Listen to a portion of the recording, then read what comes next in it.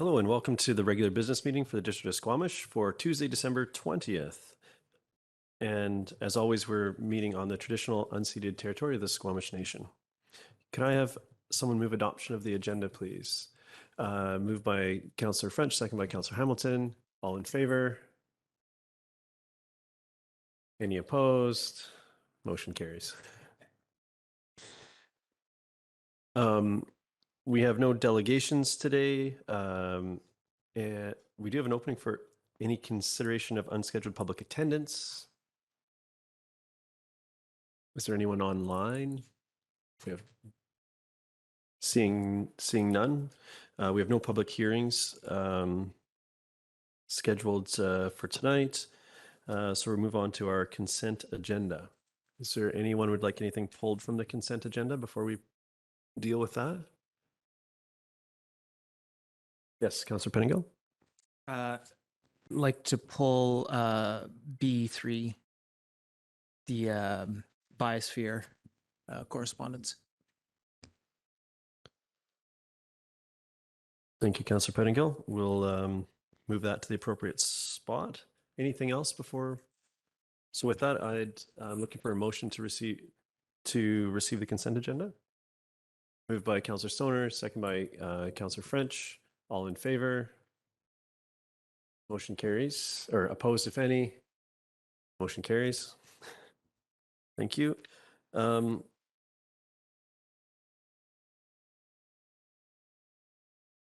Next, we have under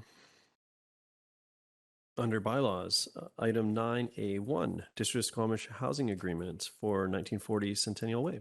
And I believe we have staff to present to us. So we'll let them get set up here and we'll be underway shortly.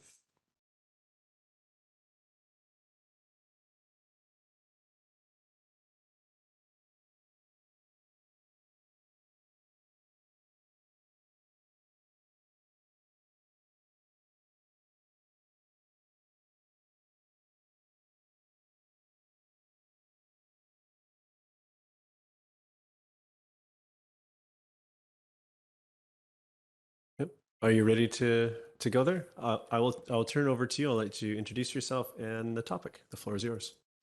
Great, thank you.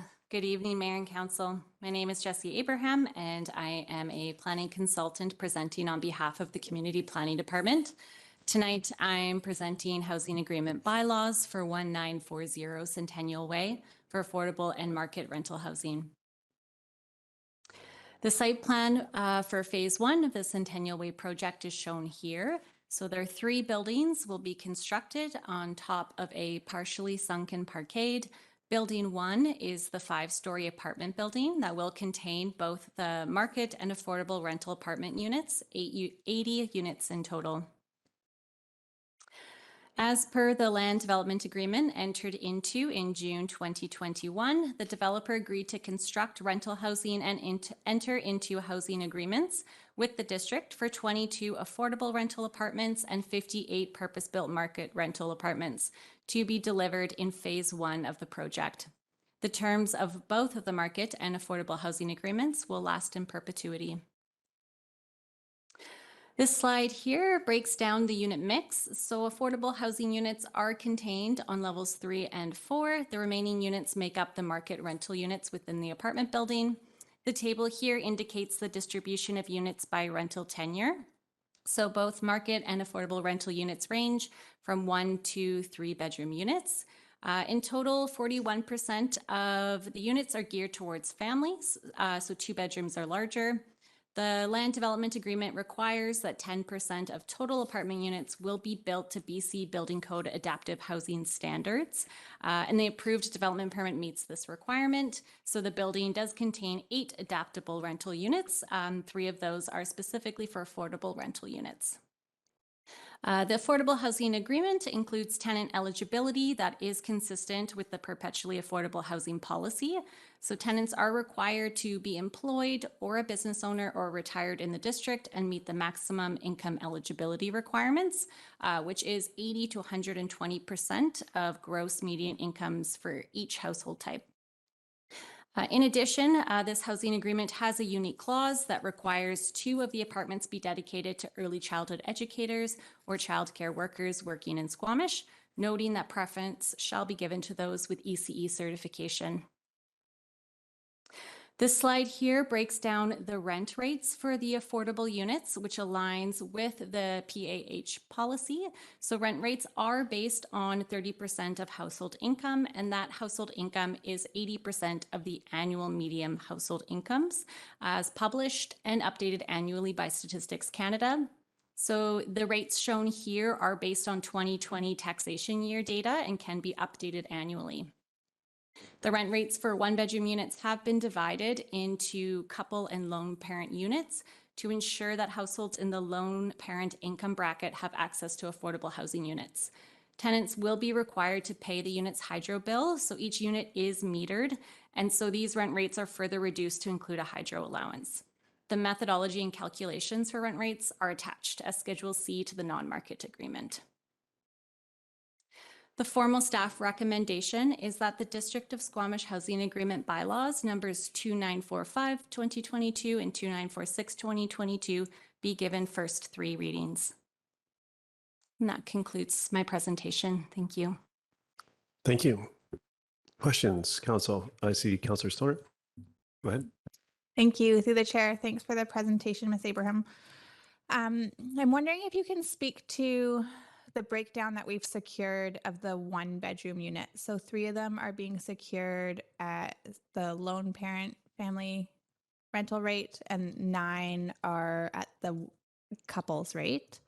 Where did that breakdown come from? Yes, thank you. So the 1-bedrooms are split into couple and lone parent income brackets.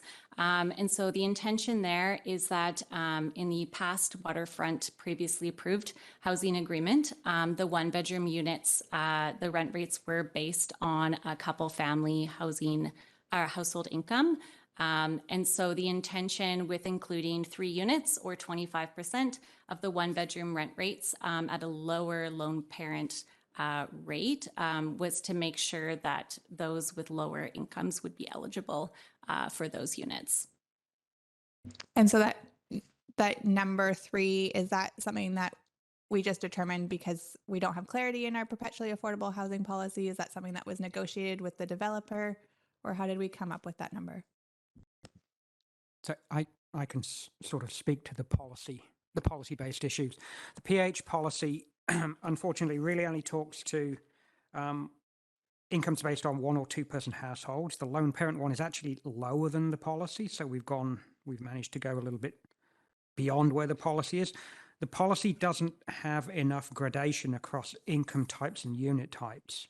That's the principal issue. Is when we created the policy, we weren't sufficiently granular with the income types across unit types. So that's what we've done here, is we've tried to plug that gap in the policy, and in this case, with those 3, we've actually gone lower than the policy would ordinarily allow. So, Okay, but just to follow up on that, our policy does speak to single person households, so 1 income. I believe the lone parent is lower than that, though. The lone parent income. It is. I actually don't think that's true. Either way, the lone parent basing the rents on a lone parent income isn't in the policy. So okay. So my second question would be related, but we didn't secure any of these for single person households. And the staff report speaks to the fact that there's no studio apartments, but I'm just curious why we made that decision to not base any of the rents on a single person household. I can answer. Again, the policy speaks to, it's based on the occupancy standards contained or outlined by the national occupancy standards from CMHC. So if you can get 2 people into that, then that's the occupancy that's permitted. Like in a studio, it's a single person. In a 1-bedroom, it's potentially 1 or 2 people. So we're basing the incomes in a way, they're related to occupancy standards as well. Again, it's something that we do need to sort of, we just need greater granularity across the income types and unit types in the policy. So we're sort of trying to do that in this way. So. Okay, so I appreciate that and the recognition that as we apply this new policy, we're learning as we go. I guess I'm curious with this, we're faced with this current agreement and we have a plan to update the policy in 2023. So how much of this is like, how much are we bound by? There's obviously some wiggle room here. So is this based on like, is the unit breakdown based on a negotiation with the developer and what's feasible, or is it what we think is realistic based on what's written in the policy currently? Like, how did we decide to plug those gaps? It's trying to provide a greater range, and it is done in negotiation with the developer. We believe all of the rental levels that are derived are consistent with the affordability at 80% of AMI, which is the sort of the core of the policy. So that's the sort of non-negotiable. It doesn't go higher than that, but that is where we're aiming at. So we're just sort of providing a greater range across that 80% AMI. Thank you. Councillor, any other questions? I have Councillor Pettingill and then Councillor Hamilton. And I apologize, I didn't get this question ahead of time so staff could prepare, but and this is related to this and the market rental bylaw. But as I read these bylaws, for these units covered in the bylaw, they can only be rented directly to the tenant. They can't be rented to a third party. A third party can't rent them on behalf of someone else. Is that correct? That's correct. The housing agreement would require that who is managing the property manager would rent directly to the eligible tenant. Okay, thank you. Thank you, Councillor Hamilton. I've got two questions. So in table 2 of the staff report, 80% of median total income for couple families is presented as $100,952. And in table 3, the permitted monthly rent for a 3-bedroom based on 30% of that income is $2,474. But 30% of 100,952 divided by 12 is 2,524. Which one is the correctly permitted monthly rent? It's a small difference, but $50 a month would still be impactful. Yes, thank you. So just looking at the table, the correct rent rate is the $2,474, which is the lower of the two that you mentioned. And this is lower because in order to meet the perpetually affordable housing policy definition for affordable rents, hydro and heating must be included in the 30% housing cost calculation. So therefore, rents were reduced. Specifically, you're looking at the 3 bedrooms, further reduced by $50 per month to allow for a hydro allowance. Each tenant will be expected to cover their own hydro costs.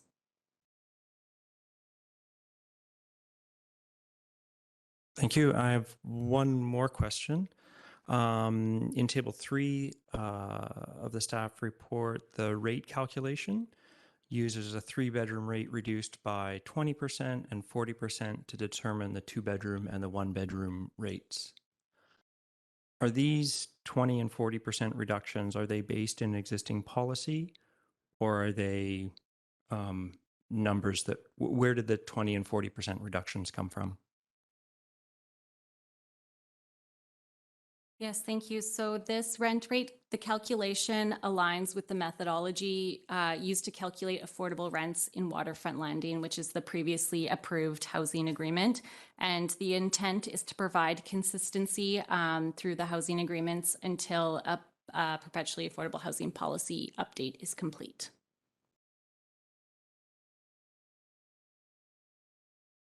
Thank you. Councillor Greenlaw. Thanks. I had a couple questions about the housing earmarked for ECE, and I was wondering how we actually go about ensuring that it's earmarked for ECE. That was the first question. The second one was, what if the ECE's household income exceeds 120% of the median?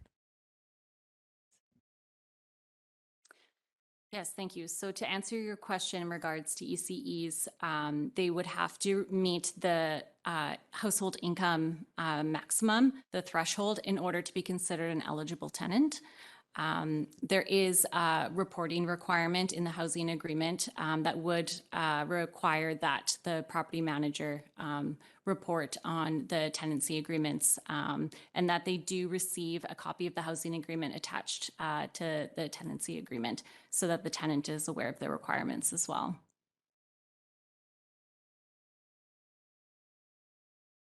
Thank you. I was curious about those units as well and just sort of the administration of, I suppose. Is this something that the tenants would need to verify annually, like a renewal? I'm just thinking people change roles from time to time, and I'm just curious if what those mechanisms are, or the reporting is on this particular aspect.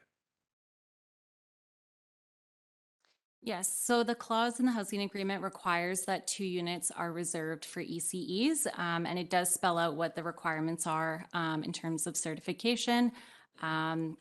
And there is some flexibility in that wording because we did not allocate or identify which 2 units those would be.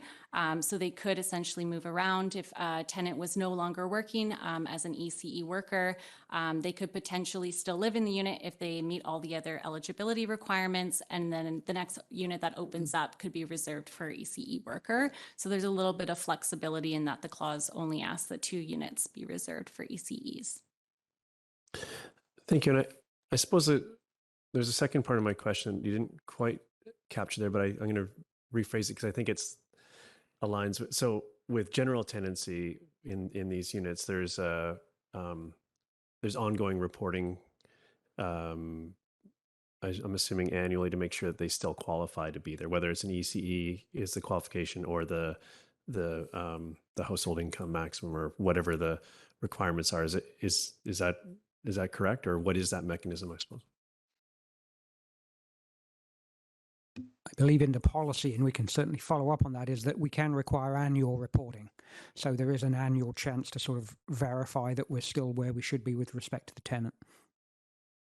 Okay. So, and that's is that in the housing agreement or in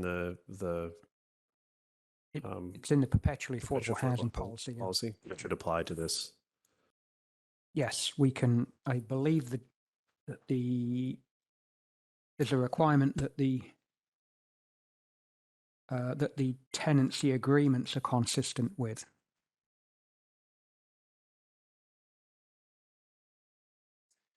Yeah.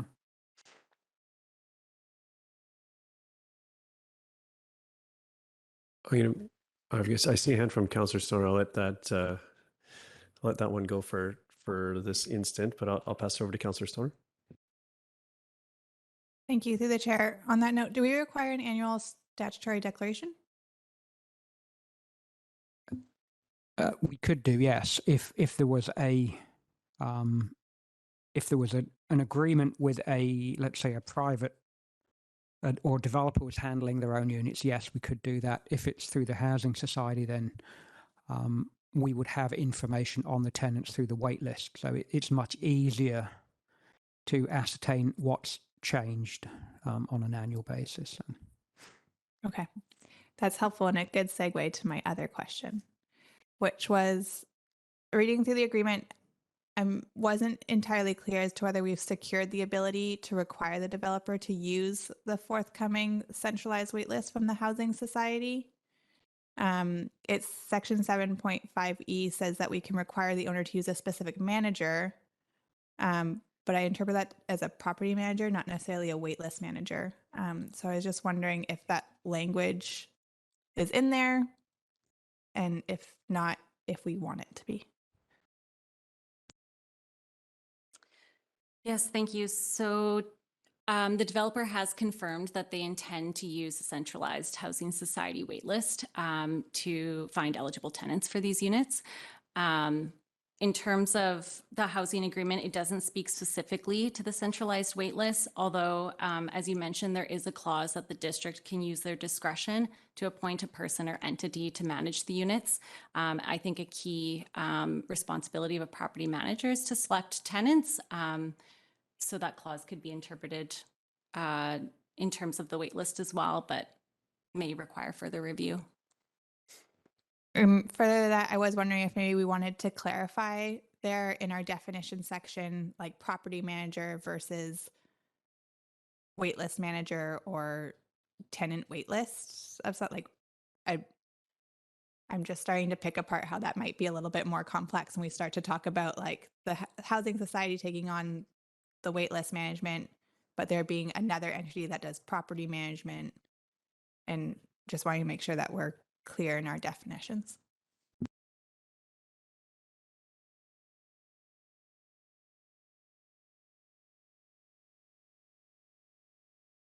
That's certainly, I think that's such a minor amendment. We can follow up with that with the developer, and if council's okay to accept that, there might be a slight amendment to that definition prior to registration, we will certainly take that up with the developer and see if they're willing to entertain that clarification.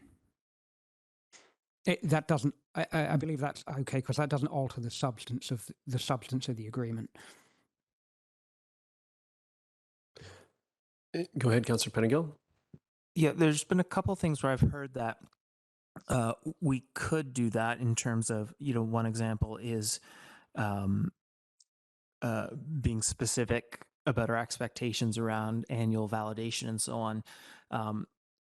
Is that something that's in the existing, what's proposed before us, and there's no grandfathering in the policy, and sort of as we change the policy, those change automatically? Or is the suggestion that we could modify this bylaw a bit before we approve it to enshrine some of those things? I'm just not clear if that's sort of something we need to take care of before we approve the bylaw, and they just float as the policy changes, or do we need to nail it down in the bylaw, or we deal with it in the future whenever with the policy?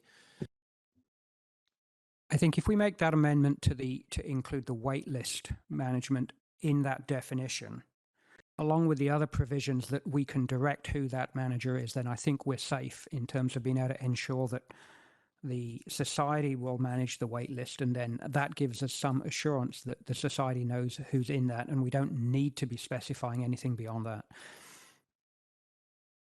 Okay, and for clarity though, that does not require a change to what's proposed before us, or that does require some wording changes too. Through the chair, I think the suggestion was that we amend that we talk to the developer about amending the definition of management to include waitlist management, and then that I believe eliminates the concern of having to worry about specifying the nature of annual checks if that waitlist is managed by the society. I'm reassured that there are solid eyes on that issue 24/7, 365 days a year. So, and maybe I'm just being a nervous Nelly, but is there an urgency here? Like we thought, well, let's just get this nailed down before we approve it. Is there sort of an urgency risk there, or, is that a safer course of action that might be reasonable? Sorry, a safer course of action might be to just to have that discussion with the developer prior to council approving, and just get the sort of final wording, rather than sort of assume we could, make some slight wording changes after approval. Sorry, through the chair, that's council's discretion. If you're not comfortable with us discussing an amendment to the definition with the developer, then the option is to defer and have us bring it back. Thank you. Let's weigh in on this particular piece, and then I see some other hands around the table, but we do need to start driving towards a resolution here. I think in my reading, the stipulating the property management, being able to appoint a property manager, I think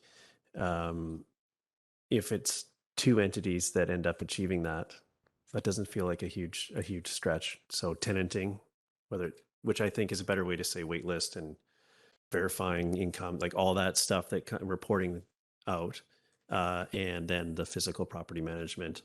I think we're there, and I'd be just to sort of to sort of get out ahead of any motions that might be coming forward. I think I'd be okay with that very minor amendment. It might even already be captured if in my very liberal interpretation of what's there already. It's just a couple entities would fall under what we mean with that, the property management aspect of it. So I'm fairly comfortable with that. But is that sort of align with what you're saying, Mr. Buxton? I just want to make sure that we're on the same That's page correct, here. yes. Okay. And that definition of wait list, I think I'd prefer a broader tenant management. So that's the reporting and so on. And wait list is a portion of that, but so is the annual reporting and all the other aspects that come with sort of tenanting. Or maybe there's a legal term for that particular function that we should be using, but just want to make sure we don't get only in on the wait list portion of it. Councillor Stoner, and then I have Councillor Hamilton. Okay, I have a few other questions. We've secured specific parking stalls for the units, but there's also a set number of bike storage stalls. And I'm just curious if we need to secure those for the affordable units or if they're sufficient for each of the units. Yes, so each housing unit, whether affordable or market rental, each require 2 Class A bike stalls. And these are provided in bike rooms located off the parkade. And these have been shown and located in the approved development permit. Fantastic, thank you. And then I want to go back to the ECE earmarked units. So I appreciate the flexibility that you spoke to earlier in terms of not necessarily designating particular units for ECE workers, but I'm challenged by a little bit because their household makeup will have an impact on their income. So if they are a single, I always forget the language, the single person household, it's likely that they are, even at the lowest rate that we presented here, are going to be spending more than 30% of their income on rent. And so I'm just curious, again, this kind of goes back to our division of the 1-bedroom units for 9, 3, and then none identified as the single person household, if we've considered that around the ECE units in particular.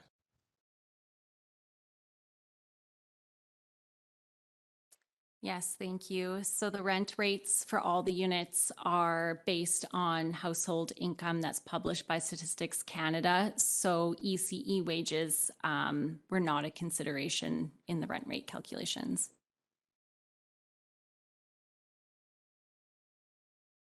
Unfortunately, again, it's sort of averaging rather than looking at the career-specific incomes. So again, that's something the policy could. I don't even know if that data is robust data by that employment type is that granular. Not sure if the census has that level of granularity, but we can certainly look at that in the review of the policy. I can be more direct in my question, which I think is, I'm wondering if it's possible to secure 1 or 2 units at the single income household level to ensure that there's some flexibility there. We might not be able to earmark those specifically for the ECE workers, but can we secure 1 or 2 units at the lowest possible level, which by my understanding of the calculations is the lone household? rate. If that's council's direction, then we have to go back and that's a substantive change. We have to go back and renegotiate. We can't deal with that tonight, unfortunately.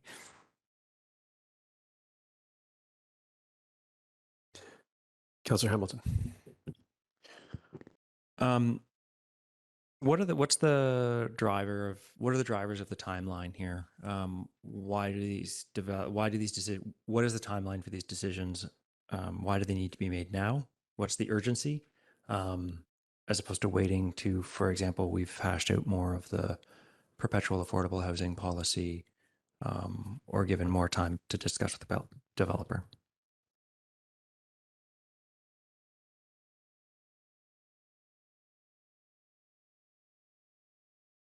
So for this particular project, they have a land development agreement that requires that a housing agreement is approved before DP issuance. And so this is a condition of receiving their development permit.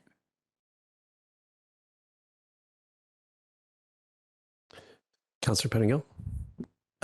So I want to make sure I'm understanding some of my colleagues' questions. What I was taking from it is that we could end up in a scenario where there are units reserved for EC workers, but the lower threshold is such that no ECE worker would actually qualify because their income is too low. Is that a possible outcome based on, not an intentional, but is that what I'm hearing? For an individual, yes, that is the issue at hand.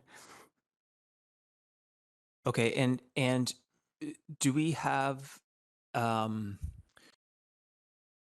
any policy on how long we would reserve, like we would hold an EC unit for at least a year and try and place someone before providing it to someone else on a wait list? Or is there any sort of,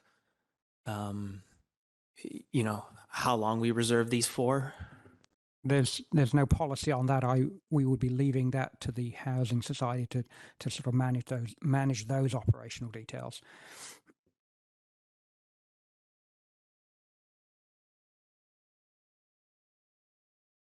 Councillor Stoner. I just want to clarify that because I think that I read in the housing agreement that the units would be held for 60 days for an ECE worker. And if we couldn't place an ECE worker, they'd go down the wait list. Yes, I can clarify. That's correct. So if an ECE or qualified tenant is not found within 60 days, then it does speak to the Squamish Community Housing Society finding a tenant from their centralized waitlist system.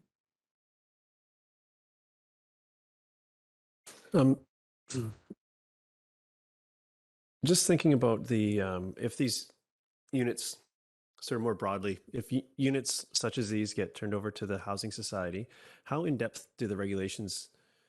Does staff think the regulations of each housing agreement need to be versus aligning with the housing society's internal policies that would generally reflect that? I'm just curious where the regulation from our professionally affordable housing policy feeds into these housing agreements, and that entity comes into play, and their policies around tenanting, reporting, all that. And if at some point in the future these housing agreements are going to change substantively because of the existence of the new society. As part of, I think this is the level of appropriate detail that's contained in a housing agreement. These are going to be fairly standard and boilerplate. Yes, we do need to do some greater work to give you more granularity on rental rates, but this is the sort of level that we need to have in the housing agreements. What we will also be doing is almost passing the obligations containing the housing agreement to the housing society. That passing agreement, or we call it a partnership agreement, that's the appropriate area within which we would make any or provide any directions with respect to operational details around waitlist management. So I don't think we need to do that in the housing agreement. We can do that in the agreement that passes the responsibility to look after this housing agreement to the Housing Society. Okay. Okay. Thank you. No, thank you for that. That does make some sense, and I'm starting to understand ever more the complexity job that the Housing Society will have managing these different properties with slightly different housing agreements in play. I'll go to Ms. Glenday and then go ahead. Thank you, Mayor Herford. I'm hoping that council could accommodate a 5-minute timeout so that staff could have a sidebar and reconnect, because the corporate officer and I have been trying to figure something out. So if that's amenable to council, we would appreciate that. That absolutely is. Before that happens, I just wanted to see if there's an additional question that council would like addressed, because we have opportunity during this break to have that deeper conversation on those topics if there's any. We're okay? Okay. So with that, we'll take a 5-minute recess and we'll see you back here shortly. Thank you.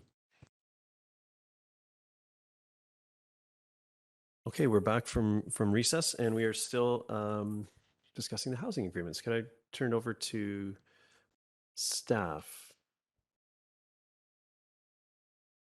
Yes, in the hope that this may help, let me just 7.5. Sorry. To deal with the issue of waitlist management, we would suggest the following amendment to the motion, that is Bylaw 2945 be given first 3 readings as amended to include waitlist management in subsection 7.5e of the agreement. We actually look for a definition, it's not there. So if you include waitlist management in 7.5e, it's very explicit that it's management or waitlist management. So we think that addresses that issue. Thank you for that. I like that suggestion in the general sense. Earlier in the discussion, I was mentioning the tenanting being kind of more encompassing than just the wait list. Is there a specific reason we're staying at that wait list definition? The rest is sufficiently sort of captured, and that's the critical piece? Or I just want to make sure that I appreciate the suggestion. I just want to make sure we go far enough. I think reading section 7.5e, in part, it says, including the district may, in its absolute discretion, require the owner to use a person or entity selected by the district, including any district employee and corporate entity controlled or affiliated with the district, as the manager or wait list manager of the affordable housing units under this agreement. So manager or wait list manager is very encompassing. Thank you. I appreciate that. Council, any questions before we entertain our new motions that's being proposed? Councillor French? I'm not totally clear on what this motion is. I wonder if we could have it again. Through the chair out. We would substitute the first motion, that the District of Squamish Housing Agreement 1940 Centennial Way Phase 1 Non-Market Rental Bylaw number 2945 2022 be given first 3 readings as amended to include waitlist management in subsection 7.5e of the bylaw.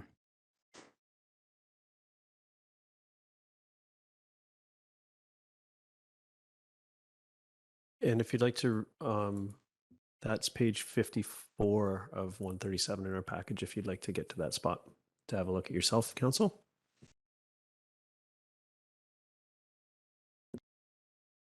Go ahead, Councillor French. I'll move the staff recommendation as amended. The staff recommendation as amended is moved by Councillor French. Do I have a seconder for this motion? Councillor Hamilton seconds. Would you like to speak to it, Councillor French? Go ahead. Thank you. Well, this housing project has been many years in the making, and for me to get it to this point is pretty exciting.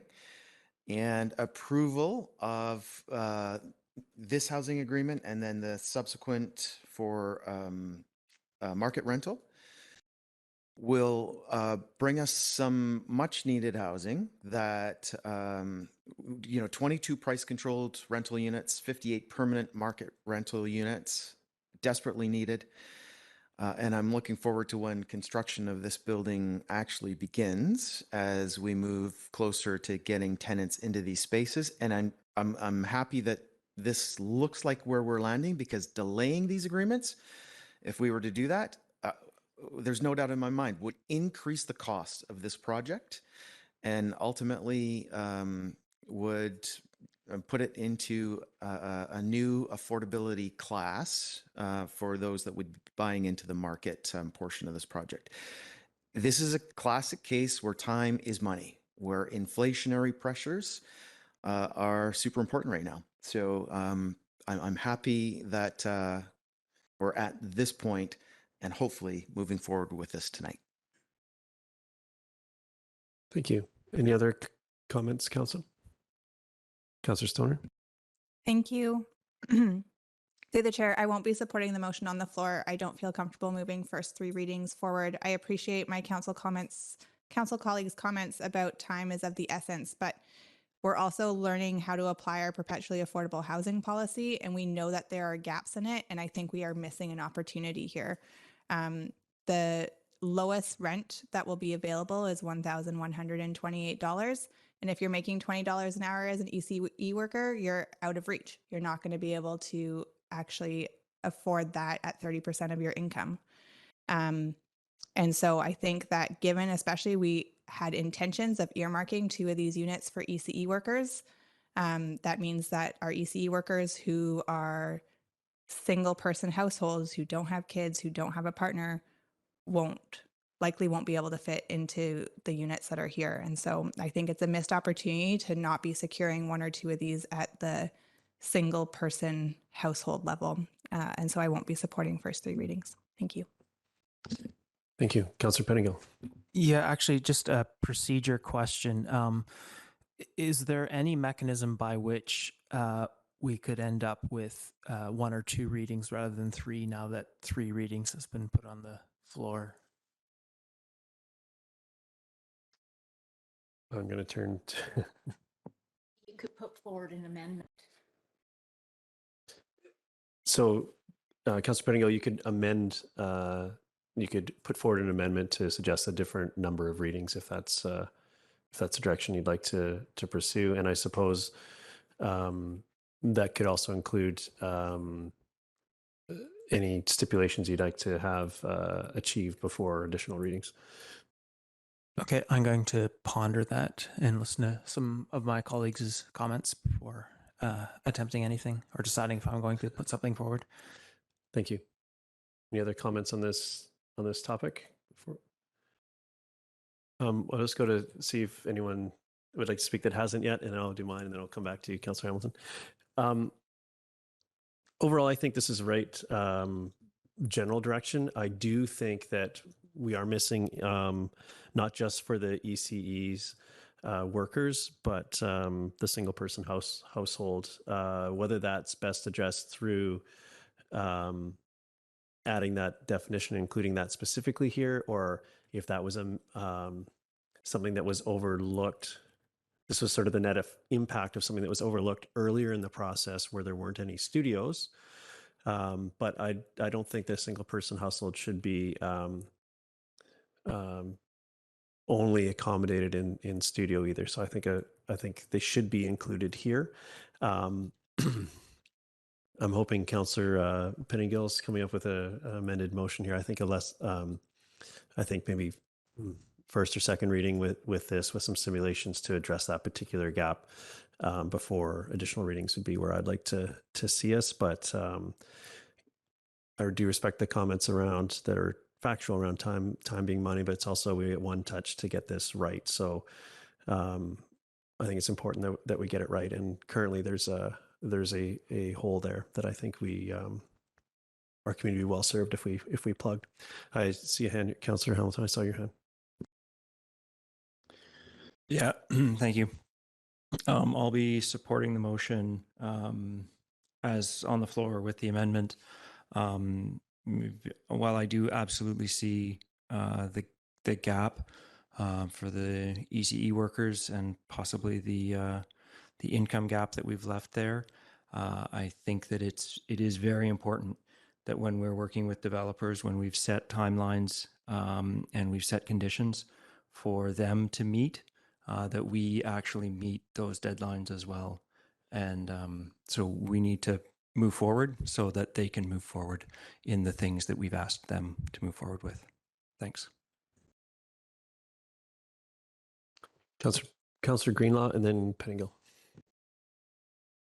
Yeah, I also have concerns about the accessibility of housing for the ECE workers. And I think we should at least explore the potential of having single person dwellings encapsulated in the affordable housing. Explore that with the developers. Yeah. Thank you. Councillor Pettingill.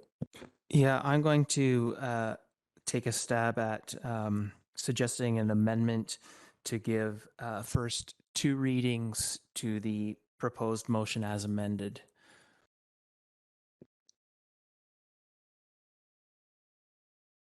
Sorry, the proposed motion. The proposed motion. Okay, thank you. Is there a seconder to that? Is that what you're doing? Is that hand? Or are you asking a question of the... Okay. Yep, go ahead. Ask your clarifying question before we get a seconder. And this might be to Ledge Services staff. If we pass 2 readings of this and we direct staff to go back and change the amendment, to change the agreement, wouldn't we have to rescind? We'd have to give 3 readings to the new amendment or to the new agreement, wouldn't we? I believe it can be amended at 3rd reading.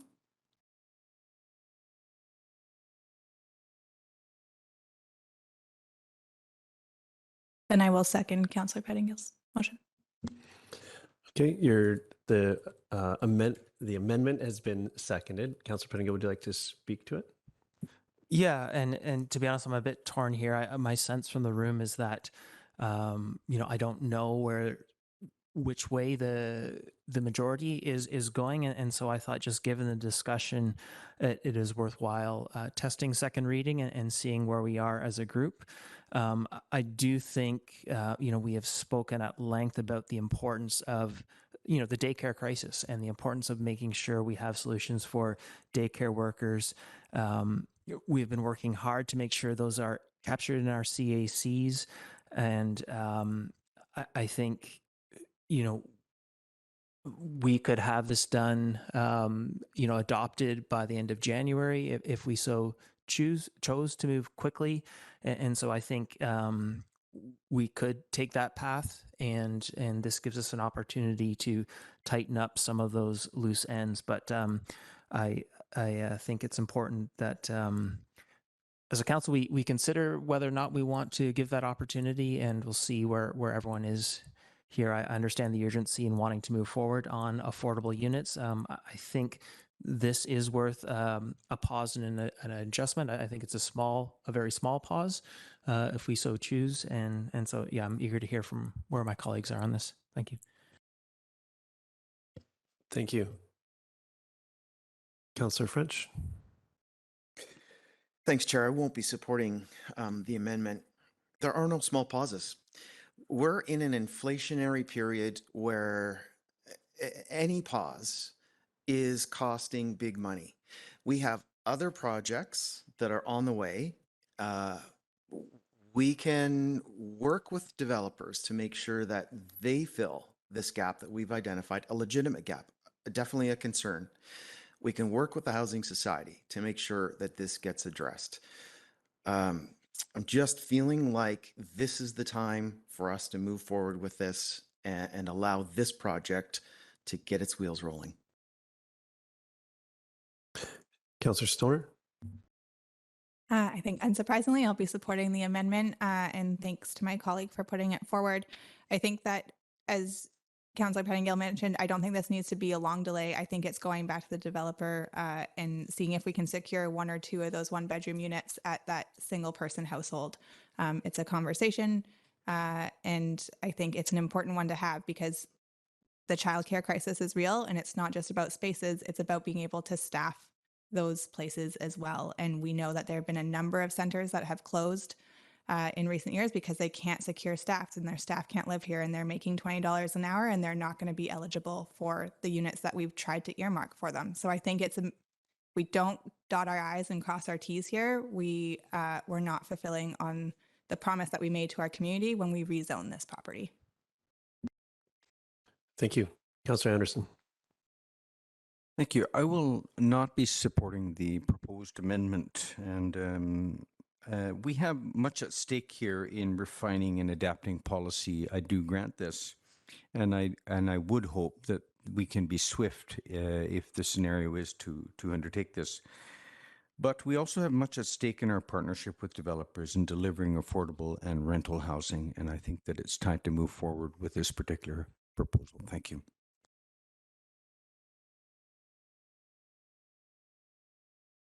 Thank you.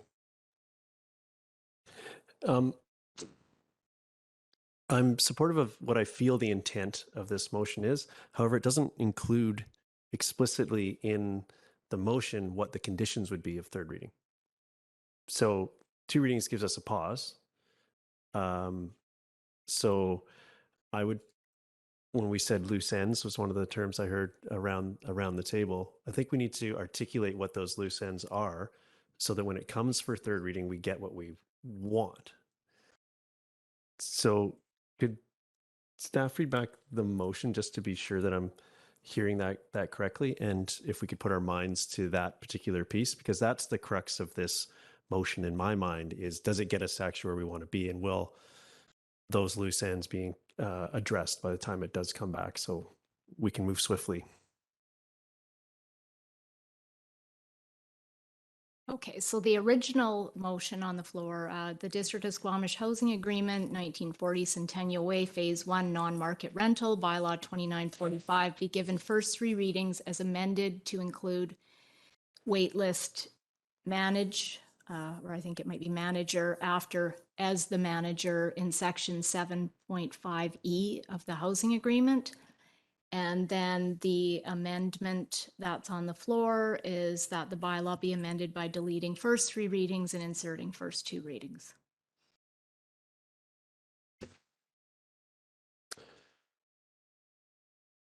Councillor Stoner, is that a precursor for? Yeah, go ahead.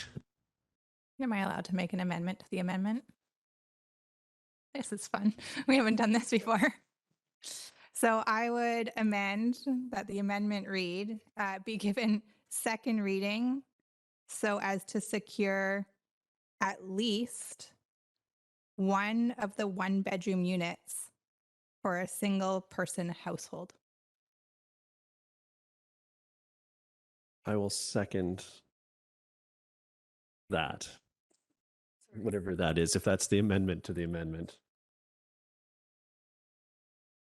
So when I call votes on this, thank you, I'm going to need some guidance from staff on this. So are we voting on just the amendment to the amendment, and then we vote on how that applies to the original motion? That's right. Everybody got that? Okay, so this is, so I will, we'll go to comments on this particular piece, and then we're going to have another round with, or 2 to go to get us there. But we're getting there. So I'll go to Councillor. Actually, Councillor Stoner, do you want to speak to it? Because that's the traditional starting point, and then we'll go around the room. Yeah, I'm trying to add some clarity to what it is that we're trying to secure by sending this back to staff before giving it third reading, which to me, the important piece is getting at least one of these units secured for a single person household. I included at least in the motion because ideally there might be a few more, but I realize that that is part of a negotiation with the developer, so I don't want to hamstring staff. But my intent is that there's at least one that comes back in that category. Thank you. Councillor Pettingill. Yeah, I'm not sure that this has been seconded yet, but I had a question, and it's just a clarifying question. If the intent is at least one single person unit dedicated to an ECE worker, is that an additional, or it's just?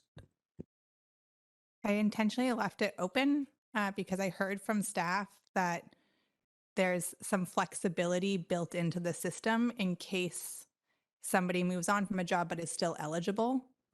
And so it is not intentionally earmarked because I want to leave that with staff to figure out how we manage that. But my intent is that at least one of these units gets secured at that level with the hope that it would be earmarked for the ECE worker in the long term.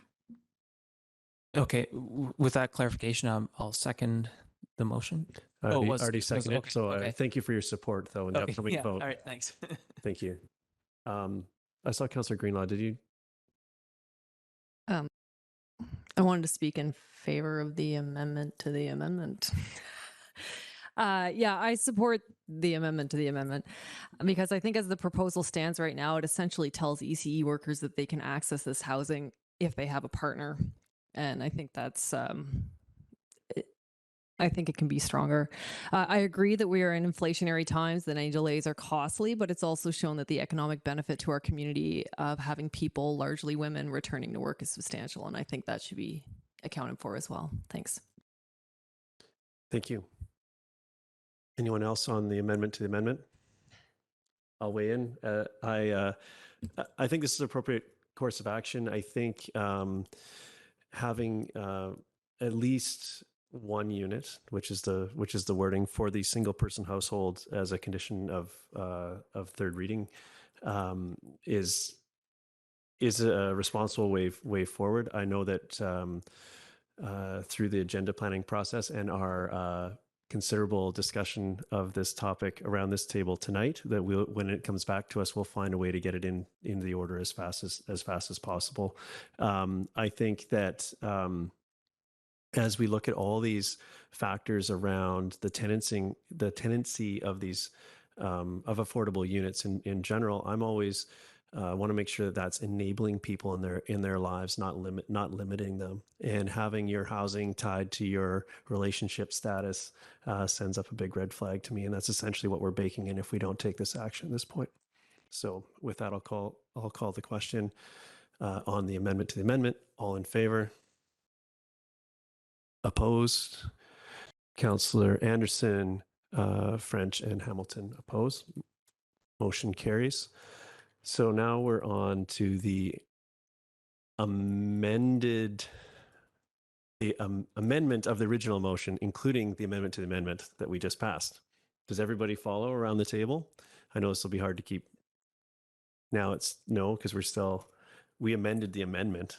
So now the amended amendment piece that rolls this all together, which substantively we just discussed, but Councillor Bettingill, do you want to speak to this?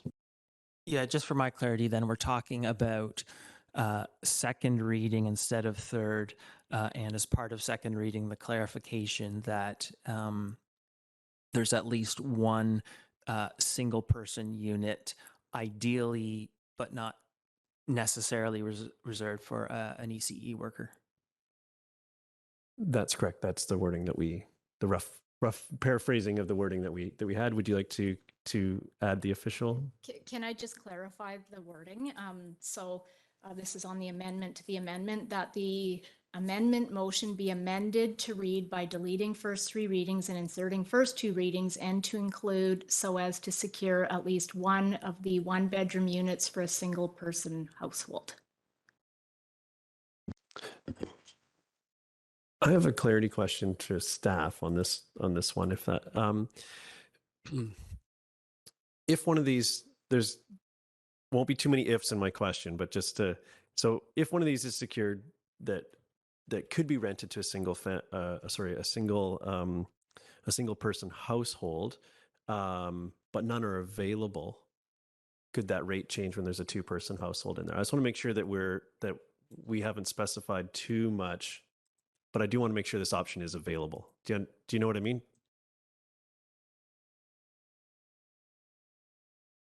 So I just want to clarify that we would not be securing the unit for a single person, but rather using the rent rate geared towards a single person household income. Correct. I think. I just want to make sure that similarly, where we had it as you need to be couple to be there, to if you're a single, you can be there, but I don't want to limit the that they couldn't become coupled and be assessed at the new rate. Do you understand? To me, there's movement back and forth, and I want to make sure that we have the ability to rent one of these to a single person or. Yeah. Sorry, I just want to clarify that the rent rates are based on couple families, single families, lone parent families, but does not require that to be who is tenanted inside the unit. So the housing agreement and the PAH policy do not dictate household composition. So if you are housed in a unit that is rented at a single person household rent rate, and you find a partner and now there's two of you, your rent rate does not change.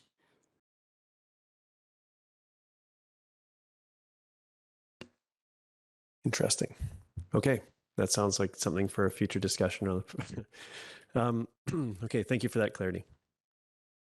So now we're on to the vote on the amendment. So The main motion is amended. main motion as amended. Sorry. Thank you. Any other comments? I think we're there. So all in favor? Opposed, if any? Councillor Anderson, French, and Hamilton opposed. Motion carries. Thank you so much. Although We have the second motion on the rental. we have the second motion on the Market market rental. on the market rental. Councillor Stoner moves. Councillor Hamilton seconds. Any comments on this bit? Councillor Penigo. Yeah, I appreciate all the work on this. This is obviously complicated topics. The market portion is a little easier. I think some recent events have, and it's why I posed my question about who can, making sure the leases are with the actual leasee and not a third party. I think that's a separate discussion to have. Just want to take this opportunity. I got a humorous email about some of the challenges in our process and how some of our processes can increase costs for developments, and the implication is that passes costs on to renters and purchasers. And I think there is some validity to that, but I believe the underlying problem is just gross inequities in our housing, our free market housing system. And maybe this is a bit of a rant, but I think the actual problems we need to solve fundamentally are some of the just gross inequities and the profit taking from what should be a basic human right. And we have sometimes not great tools to try and deal with that. And that's, I think, why we end up in some of these discussions, because we're trying to solve these really difficult problems with awkward tools. And all that to say, I think, some of the things we do may cause developers some consternation or may raise some of their costs a little bit. But at the end of the day, I think our focus needs to be on the people who are struggling the most to get housing. And sometimes that does mean, taking a bit more time and getting some of these, to make sure we're getting some of these things right. So again, I appreciate the staff effort that has gone into this and some of the discussion we've had, and understand there's more things to polish and work on here. And I am glad that we are seeing a significant number of both non-market and market rentals coming forward as part of these bylaws. And so I will be supporting this. Thank you. Thank you. Any other comments on this piece? I'm speaking in favor of the motion. In the last motion, I found my comments were maybe I abbreviated because of the amendment to the amendment and so on. So I'll speak about the overall project. I think this is a great, this will bring a lot of good overall good to the community. We have the affordable units, which we discussed at length just now, and the market rental, I think, is also needed in our community. So I'm happy to see this moving forward, and I'm sure the small loose ends, as described in the affordable portion of the evening, can be buttoned up, and this can be underway. And I look forward to seeing not only the rental units occupied, but that childcare space and its development up and running, as well as the commercial space. I think it'll be a great addition, and particularly to that area of our community. So with that, I'll call the question. All in favor? Opposed, if any? Councillor Hamilton opposes. Motion carries. Thank you. We're going to move on now to District of Squamish building bylaw amendment bylaw on construction values. So we'll give staff just a second to get set up, as they've been.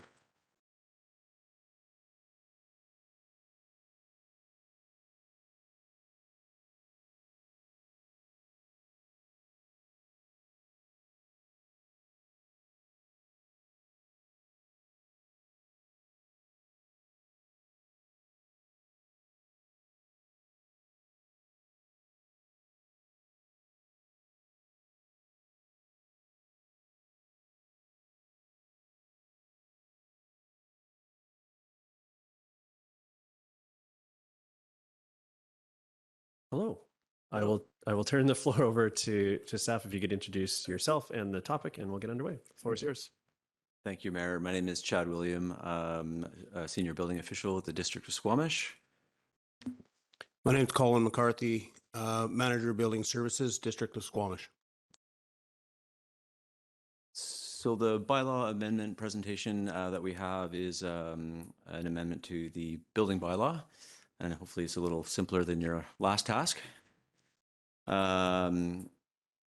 We've looked at, we've had some challenges. The history behind the amendment is we've had some clarity challenges around what constitutes building value and how that impacts building permit fees.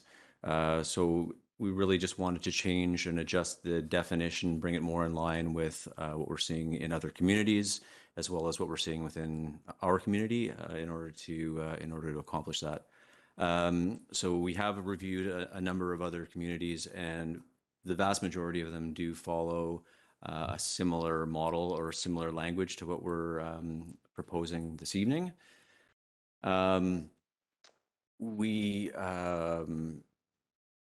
We did want to go over just briefly the what our bylaw or what the building bylaw does and doesn't do. The building bylaw in itself is a framework, is what authorizes staff and guides applicants as far as what they need to accomplish, what they need to do in order to apply for permits, as well as issuing permits. Also, the bylaw is closely tied to the BC Building Code, which allows us to keep the bylaw in the same place when a code change happens. It keeps it current. It is also the who is responsible for what as it relates to permits. When do I need permits, and the what inspections do I need to call for? It's also a tool that staff uses for enforcement, and that enforcement obviously has certain limitations, but it is the basic framework towards voluntary compliance when we need to move in that direction. The bylaw does not apply to structures or pre-existing structures unless alterations or additions, change of use are proposed. It also isn't a tool we can use when a property falls into disrepair or when it's the subject of a tenancy dispute.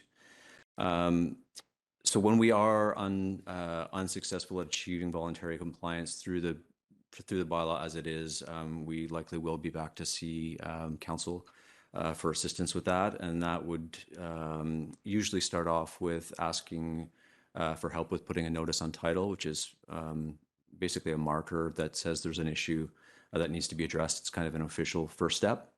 and then potentially asking for help through the courts if necessary.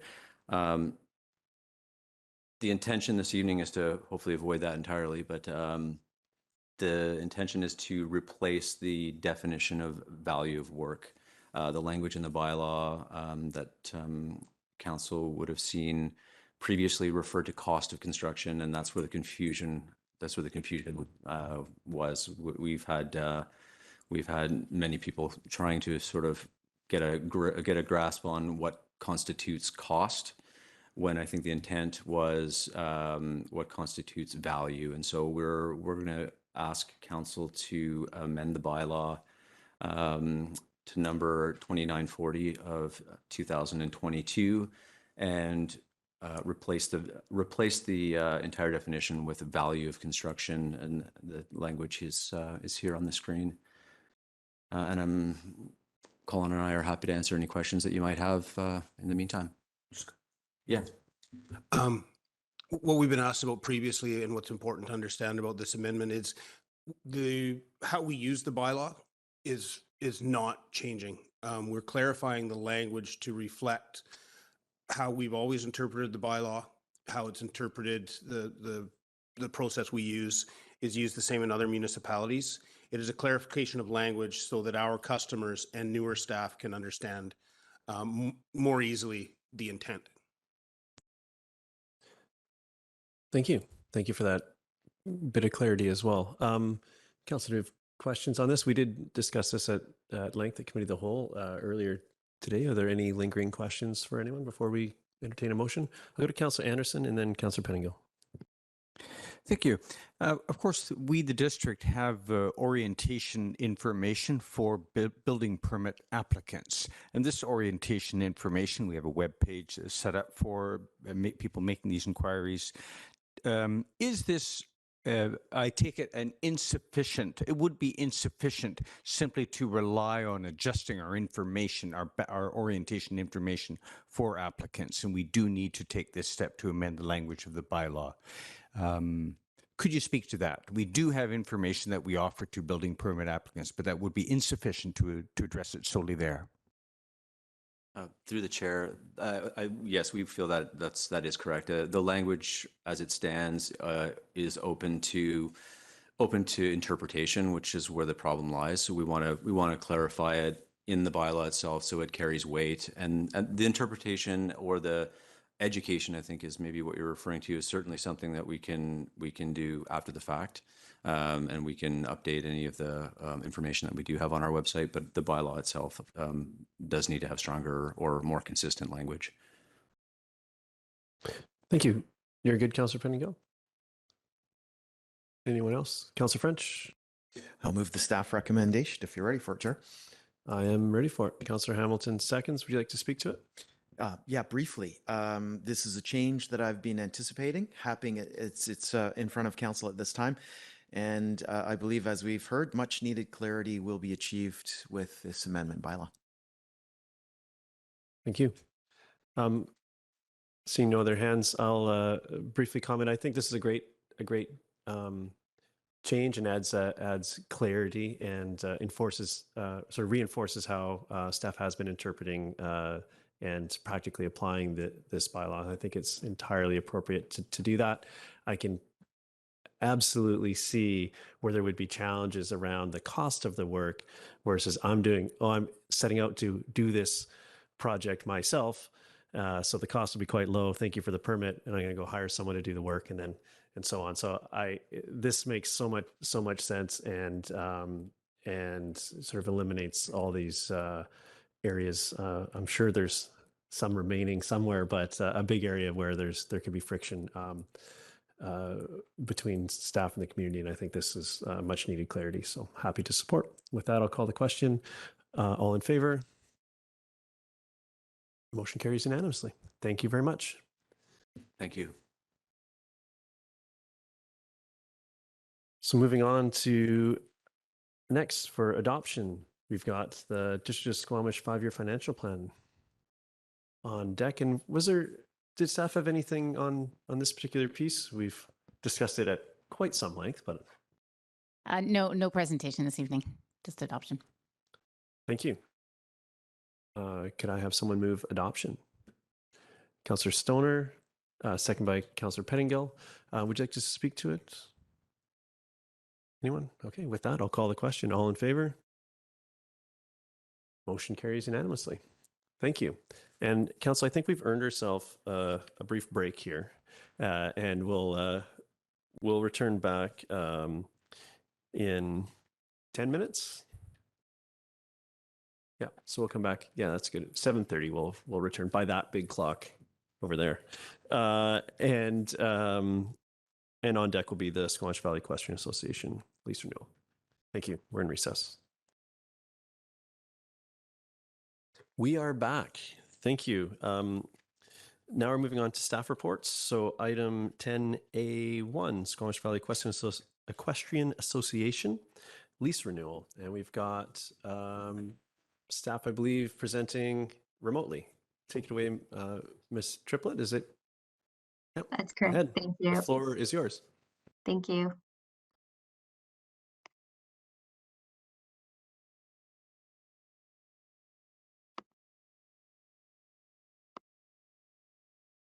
Good evening, Mayor and Council. My name is Nav Triplett, and I'm from Real Estate Services, and I'm joined by the Director of Recreation and Culture, Tim Hoskin, and the Real Estate Manager, Neil Plum. We are here to obtain council authorization for a 15-year lease agreement with Squamish Valley Equestrian Association. Can I get you to hold on just 1 second? We're having some volume challenges in here. We're just going to turn up your volume on our end. Okay, thank you. Just hold on 1 second. And I'm not sure if it's different online than in our room, so let's see what happens here.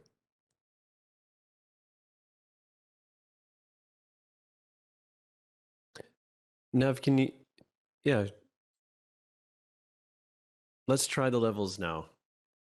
Okay, does this sound okay? It sounds okay, but it's where we were before. We just want to be a little bit louder in council chambers. So maybe maybe it might just be maybe the only adjustment might be we need you to speak up. I was hoping we could look after it with technology, but if you could add a little volume, that would be great. Thank you. Back to you. Okay, thank you. So the Equestrian Association is a nonprofit group that promotes safe horsemanship and equestrian sports and recreation in Squamish. They have been operating at Brennan Park since the 1980s, and they're seeking a long-term lease as they would like to improve the facilities in the lease area, including installing a covered building.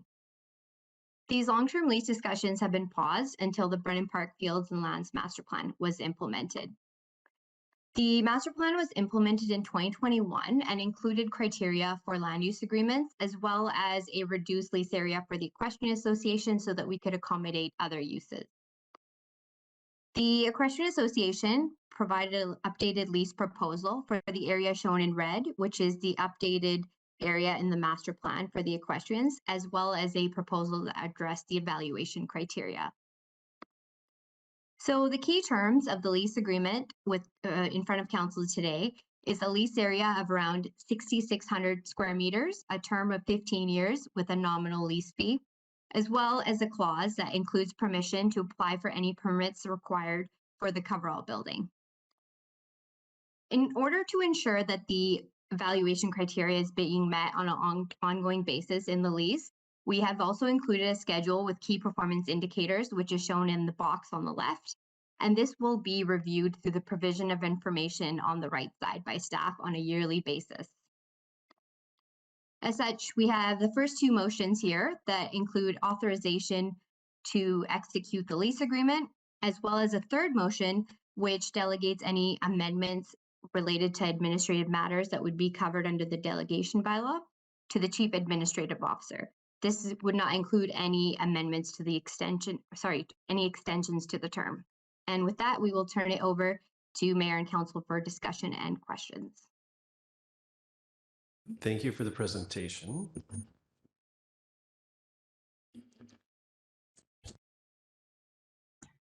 Okay, thank you for the presentation. We've made some adjustments in chambers that seem to be working, although they have some knock-on effects apparently. So, Council, questions Councillor Stoner, go ahead. Thank you. Through the chair, Nav, I wonder if you could go back to the second to last slide you just had up that maps out the annual reporting with the KPIs.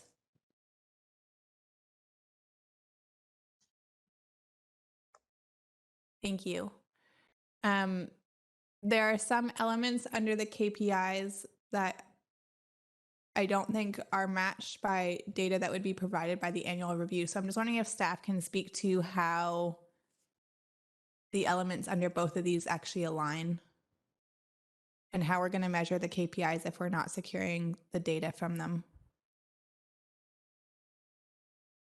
Through the chair, so this is kind of the first agreement that's going through this process. So I think that it will be sort of a trial and error, and we'll kind of figure out what needs to be asked and if there's other information that we require. We do have kind of a catch-all that if we can request other information. So for example, if they're applying for grants and paying for development costs, that's information that we'd request from them. So we may need to tweak this, but we feel that there has been discussions and we could figure that out as we go. Okay. That's helpful. Thank you. I think that makes good sense. This is the first agreement that we're going through this process, so appreciate that there's some learning and iterative process. My other question was just about the policy in the Brennan Park Fields and Lands Master Plan says that this new lease area would be done and identified in consultation with other community groups. And I'm just curious what consultation, if anything, occurred.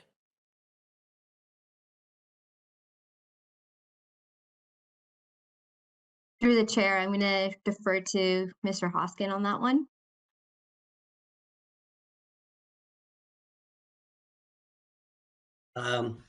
Yes, thank you, Nav.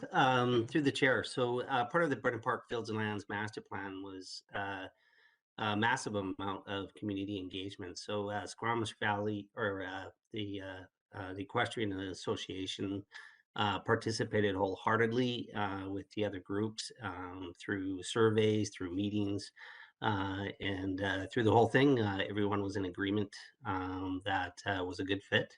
The main piece was that the area be opened up for public use, and the Equestrian Association has wholeheartedly agreed to let other users use the bubble, the property, and have public access. So yeah, so there's a lot of community engagement. Thanks. Thank you, Council. Any other questions before we go ahead, Councillor Hamilton? So 15-year lease. It's my understanding that this is a considerably longer lease than we normally provide, hence coming to council. And it appeared that in the staff report that the motivation for seeking this 15-year lease was that to apply for grants that require proof of a long-term lease. Are there any examples of these grants that you could share with us so that we have an idea of the magnitude, the scale of funds that are potentially accessible given this 15-year lease?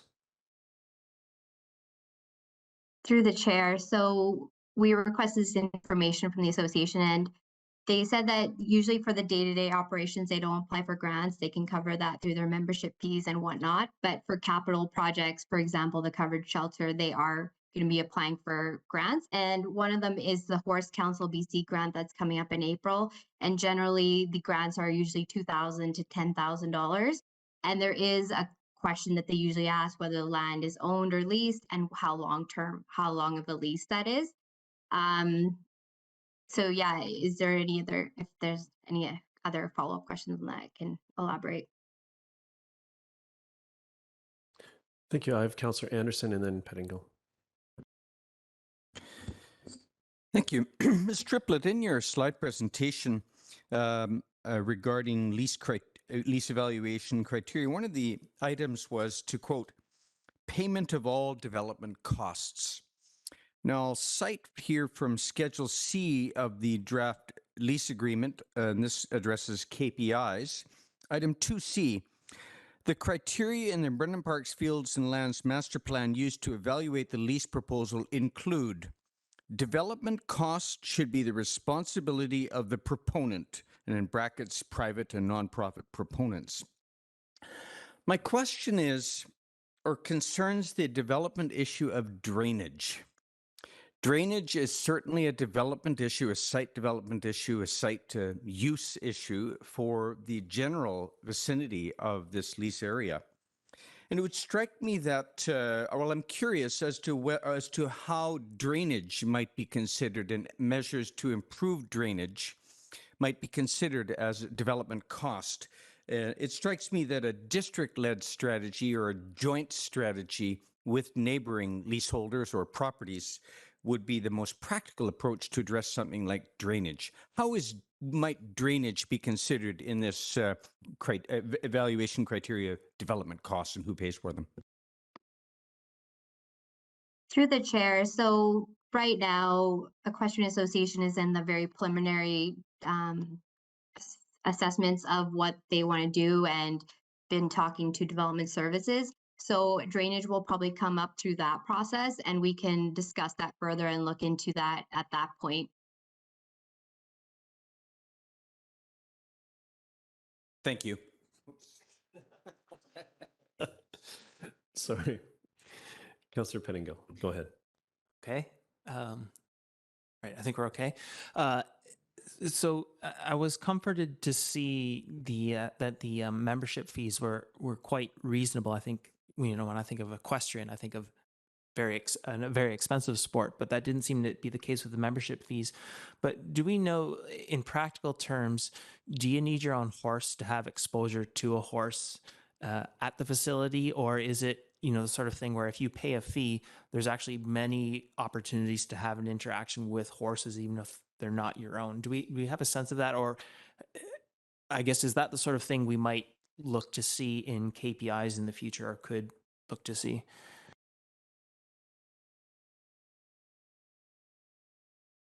Through my understanding, I believe that you don't have to own a horse. I think they have teachers providing lessons and that have horses. Tim, I don't know if you have any more details on that. Through the chair, no, I think that sums it up. They're quite keen to expand their membership and to have low-cost access to equestrian. They understand the potential perception issues that this could seem as a private club, and they are taking a head on that it's going to be accessible, and people without horses or with horses will have a cost-effective place to take their horse.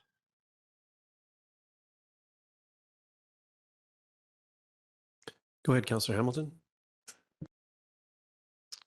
Thanks. I think this is sort of in the same vein as Councillor Pettingill.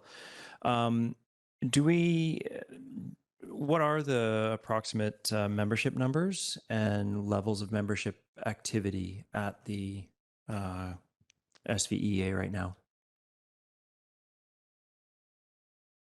Through the chair, they have about 70 members, and that's a combination of like individual, family, as well as teachers and businesses that kind of do lessons there. So it's around 70.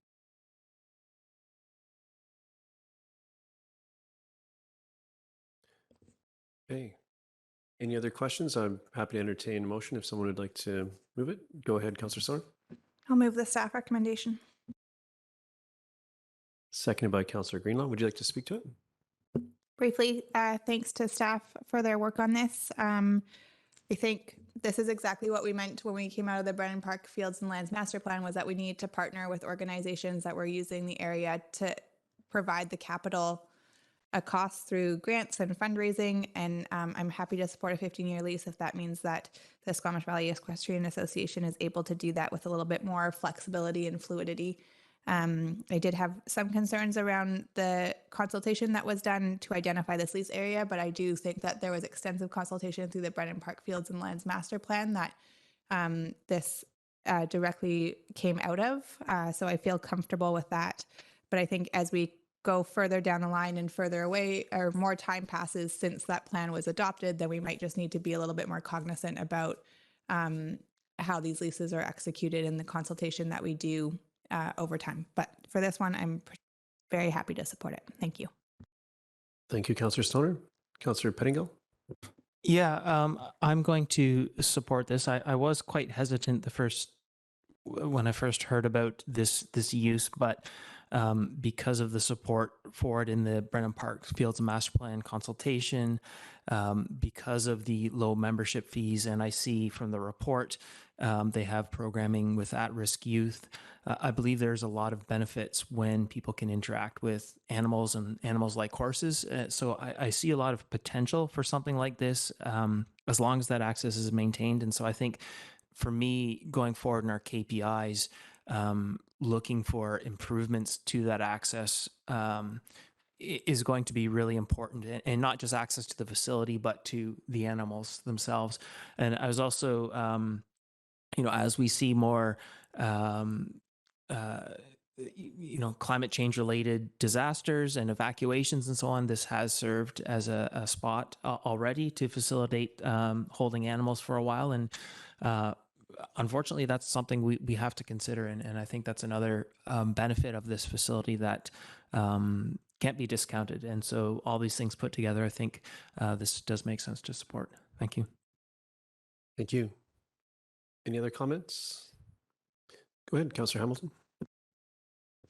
Thank you. I too will be speaking in support of the motion with encouragement that membership numbers, I think, get increased as much as possible. I think that it's important to have facilities like this, a wide variety of recreational facilities, and partnering with not-for-profits is a very powerful thing for the district to facilitate these facilities. But I think it does put a responsibility on these not-for-profits who are getting leased space for free to really go above and beyond and include as much of the community as they can. Thanks. Thank you. I'll be speaking in favor of the motion. I think giving our nonprofits, our user groups, some certainty will allow them to, which this does with the 15-year term, to invest in their facilities, whether it's through grants or other means. And when that happens, we see an uptick in membership and participation and so on. So I think this is an appropriate course of action. I appreciate the sort of the pause that was put on during the Brennan Park lands master planning process, and I through that process, I'm confident that this is the appropriate course of action. So with that, I'll call the question. All in favor? Motion carries unanimously. Thank you so much for your time this evening. Thank you.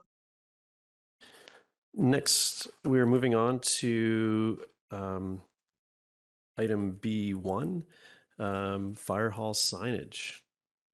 Do we have a staff member? Oh, there she is. Okay. I will pass it over to staff. Could you introduce yourself and the topic? The floor is yours.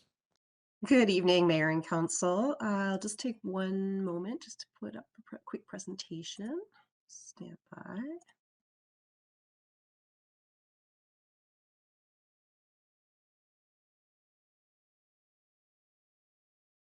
Okay. And I'll just confirm that you can hear me and that you can see a photo of the new fire hall on your screen. We can see your presentation. We can hear you. It's a little quiet in chambers here, but I think our staff can do that now. So I take it away, and I may need to stop you if it is if we are having issues, but I think we're good to go. Go ahead. Sounds good. So good evening, everyone. My name is Megan Latimer. I'm the Director of Public Safety with the district. Staff are here this evening to obtain Council's direction on funding the costs associated with procuring and installing additional signage reading Alex Monroe on the exterior of the new Squamish Fire Hall. Back in September of this year, Council passed a motion that signage reading Alex Monroe be added to the exterior of the new fire hall in similar size font as currently on the building, with some input and feedback from the surviving family members of Alex Monroe, the first fire chief of Squamish. I'm very pleased to share with Council that based on the discussions and feedback that was initially heard from family members, a draft proposal, which you can see pictured here, for the signage was completed. This rendering was shared with family members and feedback received has been very positive. The anticipated work of fabricating and installing the sign is estimated to be $11,000. This amount exceeds staff's original estimate of the cost, which was initially proposed to be absorbed by savings in 2022 operational budgets. Additionally, the timing of the council motion in September and when the quote was received for this work meant that it was outside of the 2023 budget request cycle.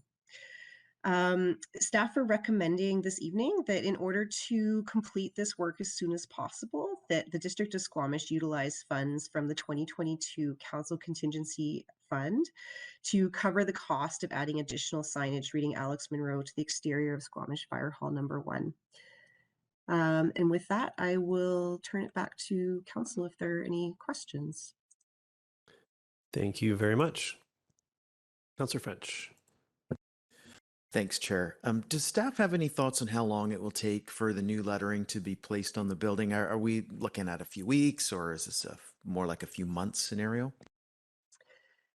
Through the mayor, we don't have a firm timeline from the supplier. I believe they are working on the fabrication of the letters, and the installation would be fairly quickly done after that. However, just depending on on their labor and staffing.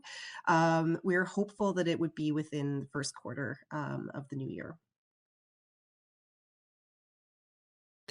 Any other questions, Council? Go ahead, Councillor Greenlaw. I just had one comment. It mentions that our contingency fund is $40,000, and I just wanted to clarify. A couple of weeks ago, we did take 10,000 out of that for SORCA, so it's really a remaining 30. I'll defer to Ms. Boxred.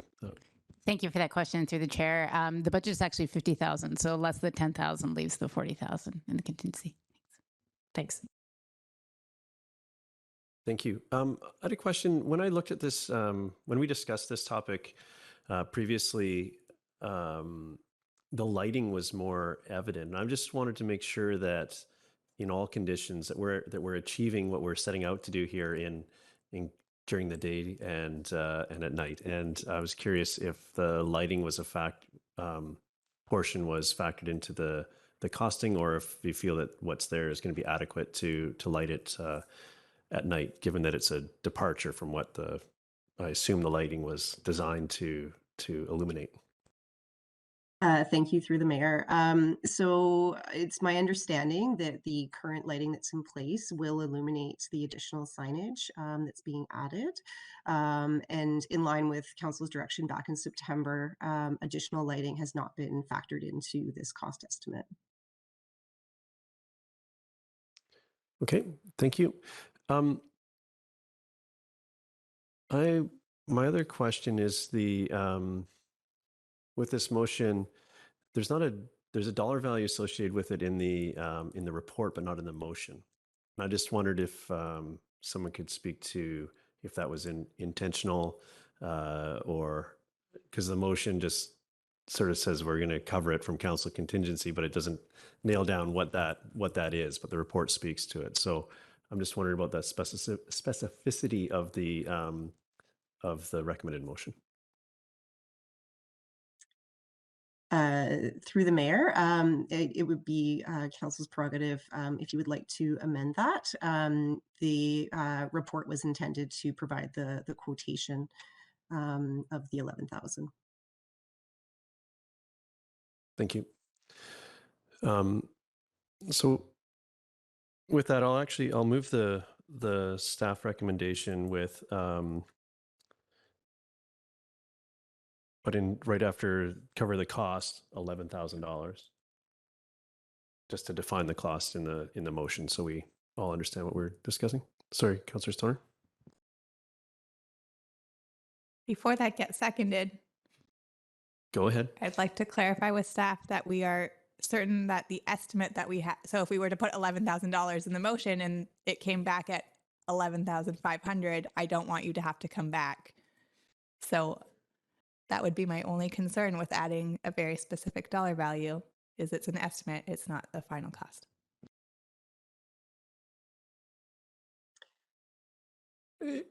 Thank you for that question. I think I had toyed with the idea of putting the 15 number in there, just to up to 15,000 from council contingency to cover it. So we'll let staff answer the question, but I'm likely to adjust. I don't have to amend it yet. I'm going to adjust my motion because it hasn't been seconded. But could staff speak to that? Thank you, through the mayor. Staff are relatively confident in the 11,000 figure that is quoted. However, that being said, with our current inflationary climate, there is always the chance that it could be more or less expensive. So I will leave it to council in terms of if you would like to put a specific dollar value to the motion. Thank you. So I will move the staff recommendation, and at the end, we'll just add up to 15,000 to allow for the shocking amount of inflation that we see, and if it does exceed the $11,000 quote, you don't have to come back to us unless it grossly exceeds that. Seconded by Councillor French. Sorry, I realized that I rolled right into comments there, so my preamble is my comment. I think this is a totally appropriate course of action and covers off potential inflationary, and I'm looking forward to seeing it be completed. Move over to Councillor French. Thanks, Chair. And this summer in the month of August, when I had the honor of being the acting mayor, this was a pretty hot topic. I put a lot of time and energy into this signage. Had some really great discussions with the surviving family members who are very keen and enthusiastic to have the name Alex Monroe on the building. Very happy that we're at this point today where we're committing this money and preserving Squamish's heritage in this way. Thanks. Thank you, Councillor French. Any other comments? Go ahead, Councillor Pettingill. Yeah, I'm going to support this, and council has previously passed a resolution that we did want to see the name change. I guess where I have some discomfort still is that we've got Huanaec Park and Spuckwas Park, and we are starting to adjust how we are naming things, and I don't want to suggest that this naming is undeserved or unwarranted, but I guess I'm not settled in my own mind that the amount of attention we're paying to different names, to different groups for different reasons in our community, that we've got a good equitable balance there yet. And so I guess what I'm really taking away from this is over our council term, and maybe it's a discussion for strategic planning, some real thought about naming and sponsorship. That's still an open discussion. How we move forward on some of those things is going to be really important. Thank you. Thank you. Any further comments? Oh, Councillor Anderson, go ahead. Thank you. I'll be speaking in support of the present motion. I would like to address Councillor Pettingill's comments. I think they're quite valid. This fire hall facility is in fact built on the former Squamish Indian Reserve number 24, land that was ceded to the railway in 1914. However, the Squamish Nation community has come out very strongly, and being present at the opening ceremony we had last August in support of this naming of the commemorating Alex Monroe.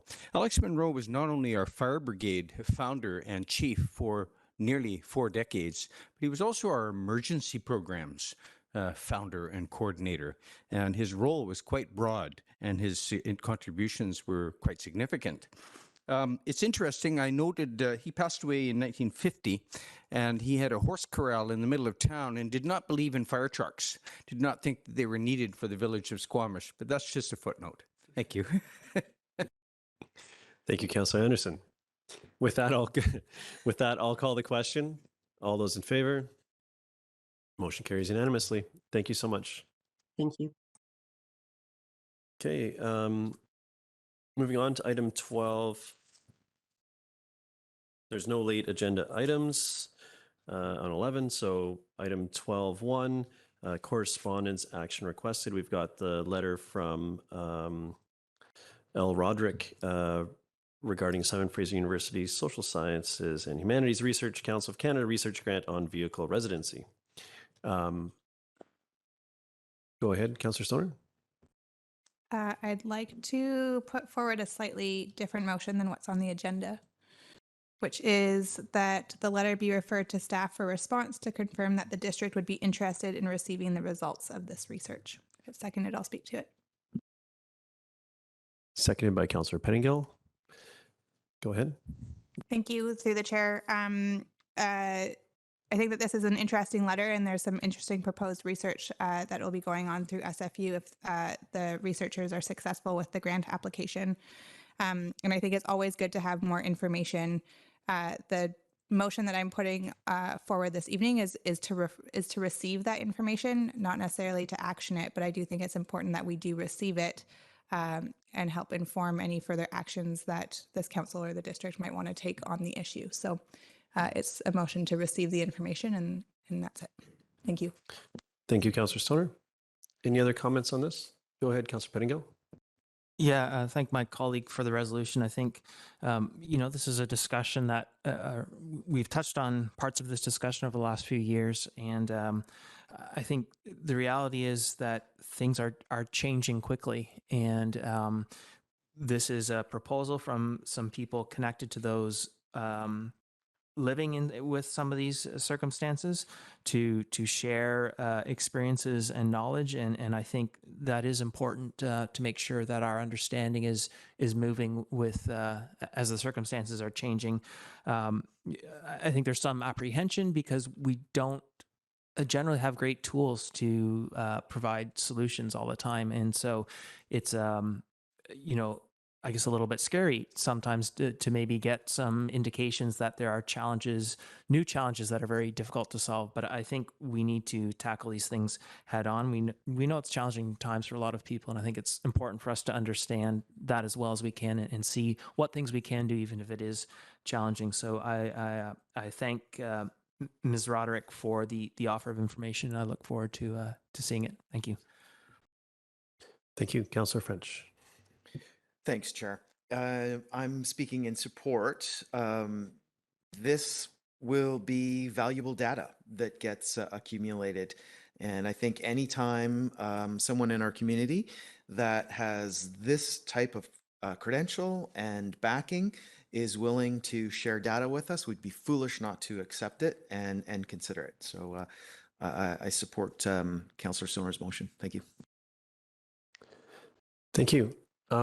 I'm speaking in support of the motion. I think any work that can further define the challenges inherently could unearth some things some actions that could be done to positively affect the situation. And I think more information, the better. So I'm happy to support it. And thank you to my council colleague for bringing this motion forward. And with that, I'll call the question. All in favor? Motion carries unanimously. Thank you. Moving on now to item 13, correspondence referred from consent agenda. So originally this letter was 7B3. And Councillor Pettingill, would you like to, you pulled this, would you like to speak to it? Yes, I think I have a resolution which I've shared to staff and council, which I think I would like to encourage council to support in response to this letter from the Biosphere. So I would like to put that resolution forward. I don't know if it's possible to put it up on the screen or what the best way to do that is. It's a bit long.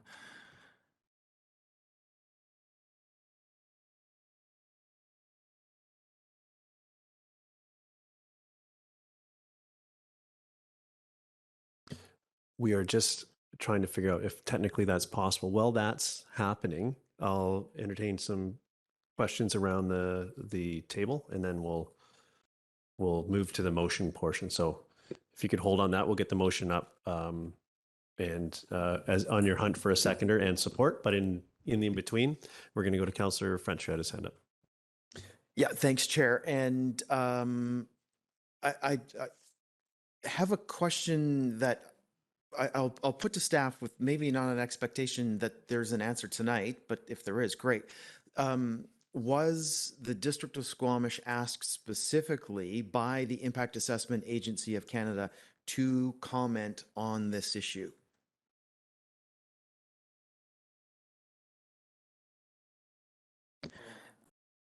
Through the chair. No, I received the same email indirectly. So no, that doesn't mean it didn't go to somebody else.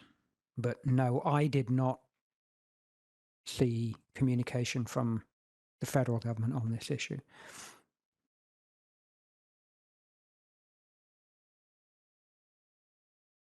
Thank you. Back to staff. Did we address the technical issue to get the motion up? It's about. Apparently, I'm able to share it. Oh, there we go. Trying to Okay. figure out how to pull that up.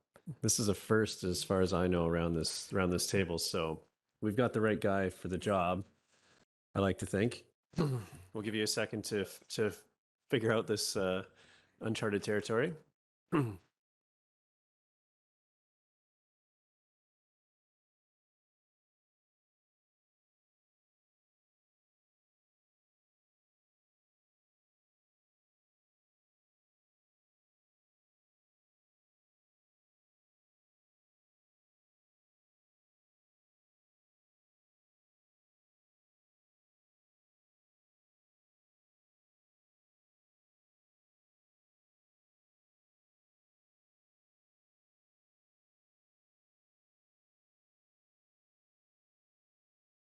Okay, Councillor Pettingill, would you like to take us through your proposed motion?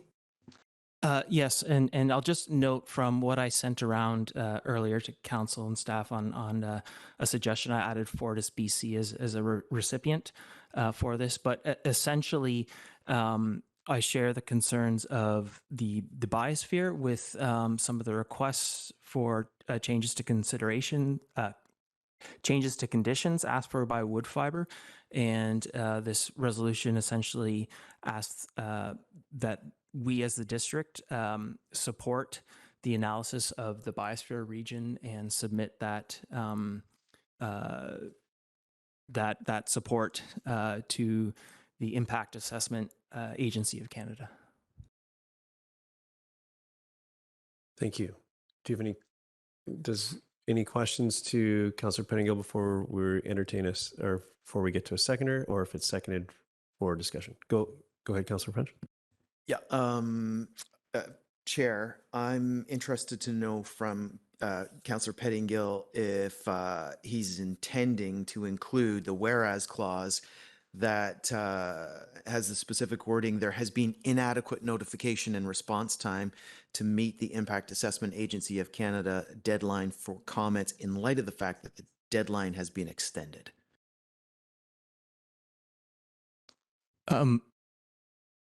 It was my intent to leave that in. This gets to the whole issue of, some of these changes impact our community, the things we're working on, our marine action strategy, and those sorts of things. And so it is somewhat of, I guess, highlighting the challenges in us being able to reply to these on a reasonable timeline with adequate resourcing. so it's sort of meant to call that out, but I also would say this isn't central to the resolution. If people felt that was important to remove, I mean, that might be an acceptable change. Thank you. Councillor Stoner, go ahead. Thank you through the chair. On this point, I do think it's still a reasonable clause to include, given that the extension to the timeline didn't come until after the original deadline. There's a failure in the process, generally speaking. And if you go to the Woodfibre site, there's no indication that this is even up for review with the Environmental Impact Assessment of Canada. So Woodfibre hasn't done their due diligence in terms of notification through their channels. We didn't hear about it at all from the the Impact Assessment Agency of Canada, except through a newspaper article or ad, which I just think is disingenuous. Thank you. So, Councillor Pettingill, oh, sorry, Councillor Hamilton. Okay, thank you. I'm just wondering if you could, just for the record, could you read out your the whereases and the motion just so that, to get it out there? I appreciate having it up on the screen, but it is kind of a challenge to read. So I'll put that to you, and then we'll look for a seconder for this motion. Okay, I'll practice my my reading.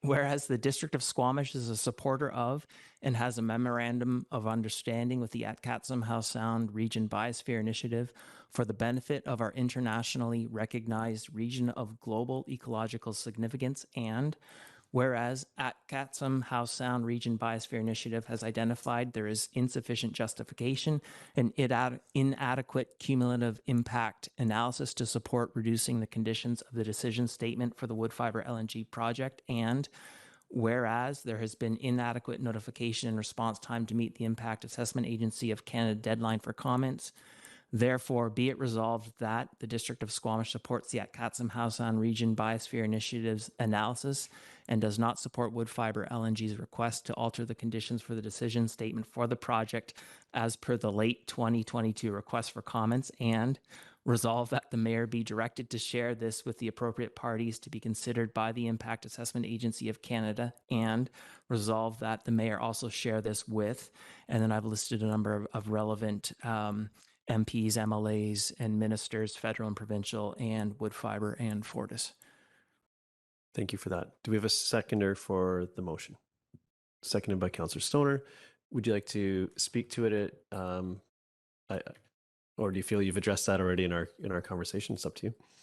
Well, I'll just add briefly, when I first read the request for conditions, I had concerns, which I was heartened to see actually the Biosphere and their experts shared those concerns. I think there are there's two main changes. Woodfibre is asking for a reduction to basically stop work when pinnipeds are sighted. I think when we are seeing ecological collapse, and that's been a topic of COP27, COP15, like we're in trouble and we can't take any shortcuts. This has been presented as a project that is world-class, world-leading, and so I think it doesn't make sense to reduce conditions. We have to do everything, especially in a biosphere, to protect environmental values and ecological values and ecosystem values. I think the other piece that's really concerning for me is a request to loosen some of the restrictions on putting pollutants, toxicity, and sediment in the waters unless it's directly related to the project, and that it has an impact on human health. And we know that food chains and salmon and fish indirectly, but very importantly, impacts human health. So for me, that is a big concern. We also know that there are landfills, toxic landfills, that were a selling point of this project was that they were to be cleaned up. They are not actually central to the project, so it's not clear that with the new conditions they would be held to account to leaks from those landfills. I think technically the Fortis project is being treated by the government as a separate project, even though it's really a sub-project of the Woodfibre LNG. And a concern there that has been raised is acid rock drainage, which is what we saw from the Britannia mine, which is what basically killed the whole Howe Sound. And as I read the changes to conditions, things like the acid rock rock drainage and some of those cumulative impacts would not be considered or assessed by this. And so those are the concerns that I had, and I am not an expert, but the people with a lot more knowledge as part of the Biosphere have identified those same sorts of at least high level end concerns. And so I think it is really important that we sort of say these conditions are important, and there has to be a very high degree of well, I guess from my perspective, at the end of the day, I don't think it makes sense to reduce conditions, especially for a project that's going to increase GHGs very significantly. This is a biosphere, and we need to protect it. Thank you. Thank you, Councillor Pettingill. Any other comments on this, Councillor French and Hamilton? Thanks, Mayor. I won't be supporting the motion. The Impact Assessment Agency of Canada report regarding this issue is 14 pages long. It's a pretty simple read with only a bit of technical data. I'm going to quote a few key findings from the report. Quote, the Department of Fisheries and Oceans is of the opinion that the information and modeling provided in the proponent's amendment application indicate that the 125-meter exclusion zone would be a conservative distance to avoid injury to pinnipeds. Another quote. The proponent did not receive comments about the proposed changes to condition 6.4 from Indigenous groups. The report goes on to say that based on the information provided by the proponent, the views provided by ECCC, the agency does not consider the proposed changes to condition 6.4 to increase the extent to which the effects of the project as assessed during the environmental assessment are adverse. And then one more quote, the agency is therefore of the view that modifying conditions 6.4 as follows would not increase the extent to which the effects of the project as assessed during the environmental assessment are adverse. So my own research on this indicates this requested change by Woodfibre LNG is based on data. There's science behind the request. There's no indication of opposition from the Squamish Nation. I think this is key. No other First Nation group is speaking against the amendment, and the DFO isn't pushing back on this. I won't be supporting the motion. Thank you for that, Councillor French. Councillor Hamilton.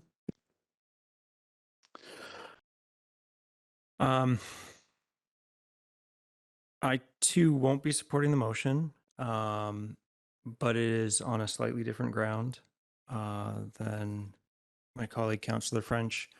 Because the deadline has been postponed, I think that we have a moment to take a breath on this and collect our thoughts. I would like to read the draft Impact Assessment Agency of Canada's report in more detail. It seems to me, if in my basic understanding of this condition, that there be no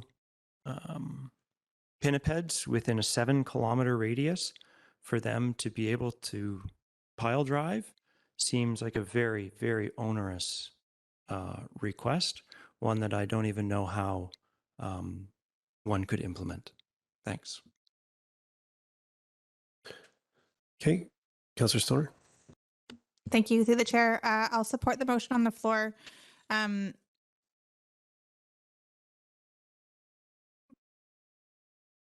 Predominantly because I think we have long voiced our support for Howe Sound as a biosphere region. We have an MOU that speaks to protecting this area, both from an environmental, social, and economic standpoint. And we've heard loud and clear, we have a strong position paper that's come from our partners at Howe Sound Biosphere region that are raising some really important concerns. So I am not going to sit here and weigh the values of one versus the other. I do have a strong background in marine science, and I even reading the report, it's 14 pages, it's still fairly technical. And with a master's in marine management and a degree in ocean sciences, I can tell you it's not clean and dry.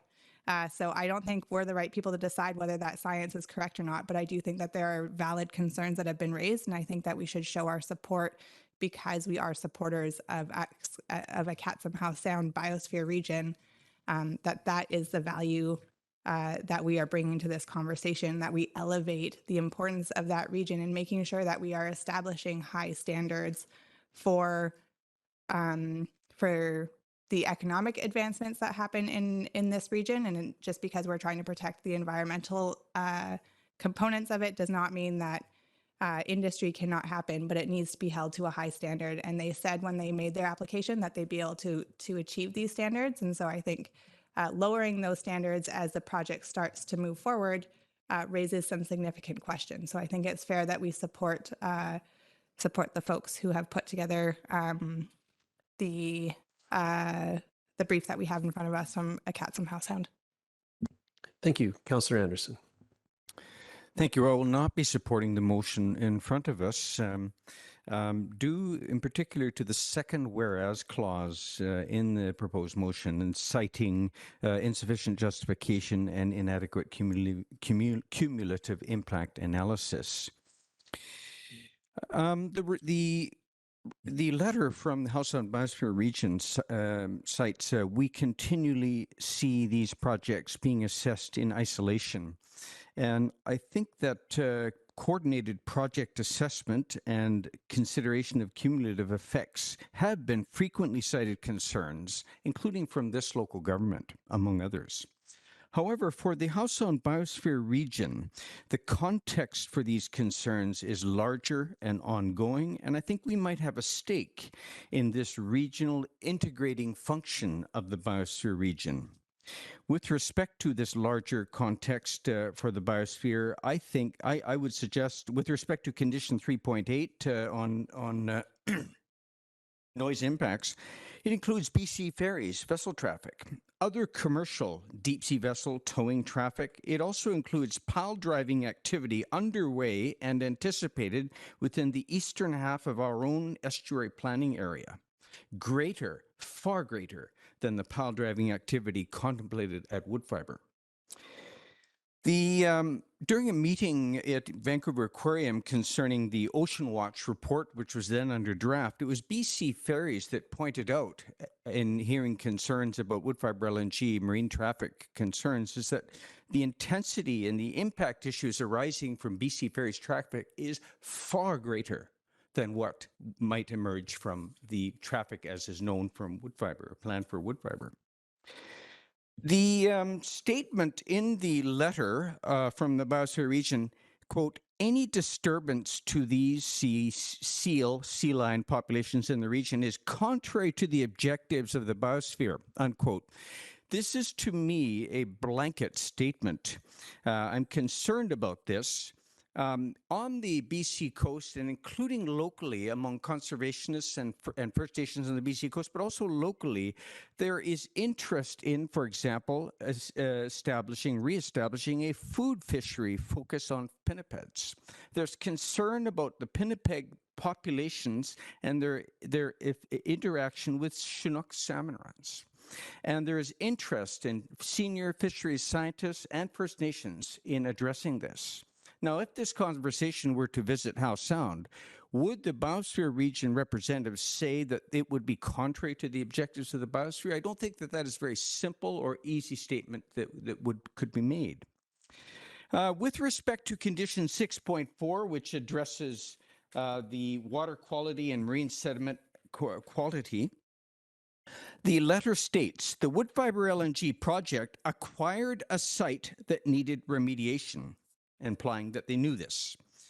Well, Woodfibre is a rare waterfront industrial site with several unique attributes: shipping access, unique water resources, the two rivers, hydropower potential, adjacent electricity and gas lines, and distance from urban and residential areas. As an industrial site with these attributes, the District of Squamish has a significant long-term stake in the Woodfibre site for tax base and high-wage employment long into the future beyond the lifetime of the LNG plant. So we are a significant stakeholder in the remediation work being undertaken by the present site owner. I might suggest it even is worthwhile for council to take a tour to see the work being done on these landfills over there. But at any rate, how can it be in our District of Squamish interest to take such a stance, supporting WLNG being assigned this additional liability for legacy landfills, and by the way, also upland forestry operations? Our interest, it seems to me, as a stakeholder is in their remediation and in their remediation would not be served by this, and we might instead take a more constructive approach with the property owner, Woodfibre LNG, to see our long-term interests in site remediation addressed. Thank you. Thank you. Any other comments on this? Go ahead, Councillor Greenlaw. Yeah, I'll also be supporting the motion. We're currently living through the world's 6th mass extinction, and it's simply not the time to continue whittling down environmental regulations in the name of a project that will further compound another environmental crisis that we're currently living through, climate change. We simply have not been provided with adequate evidence that the protection area should be whittled down from 7,000 meters to 125 meters. And though I am not a marine biologist, I do not have any specialization in this field. 7,000 meters to 125 is a pretty big difference, and I feel like there was just not adequate evidence to substantiate that. I'm also concerned with the letter from the Biosphere region talking about killer whales coming back to the region. I do understand. I've done a little bit of research about whales and their navigation and the impact the sound has on them, and I just find it concerning. So yes, I'll be supporting the motion. Thank you. I'm speaking in support of the motion. I recognize that as an organization, the District of Squamish doesn't have the expertise on staff to create, to provide feedback on this independently.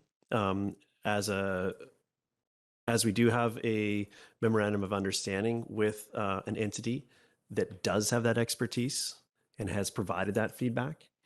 I think that without this motion, our name would be associated with this feedback regardless, and this is just an elevation of that.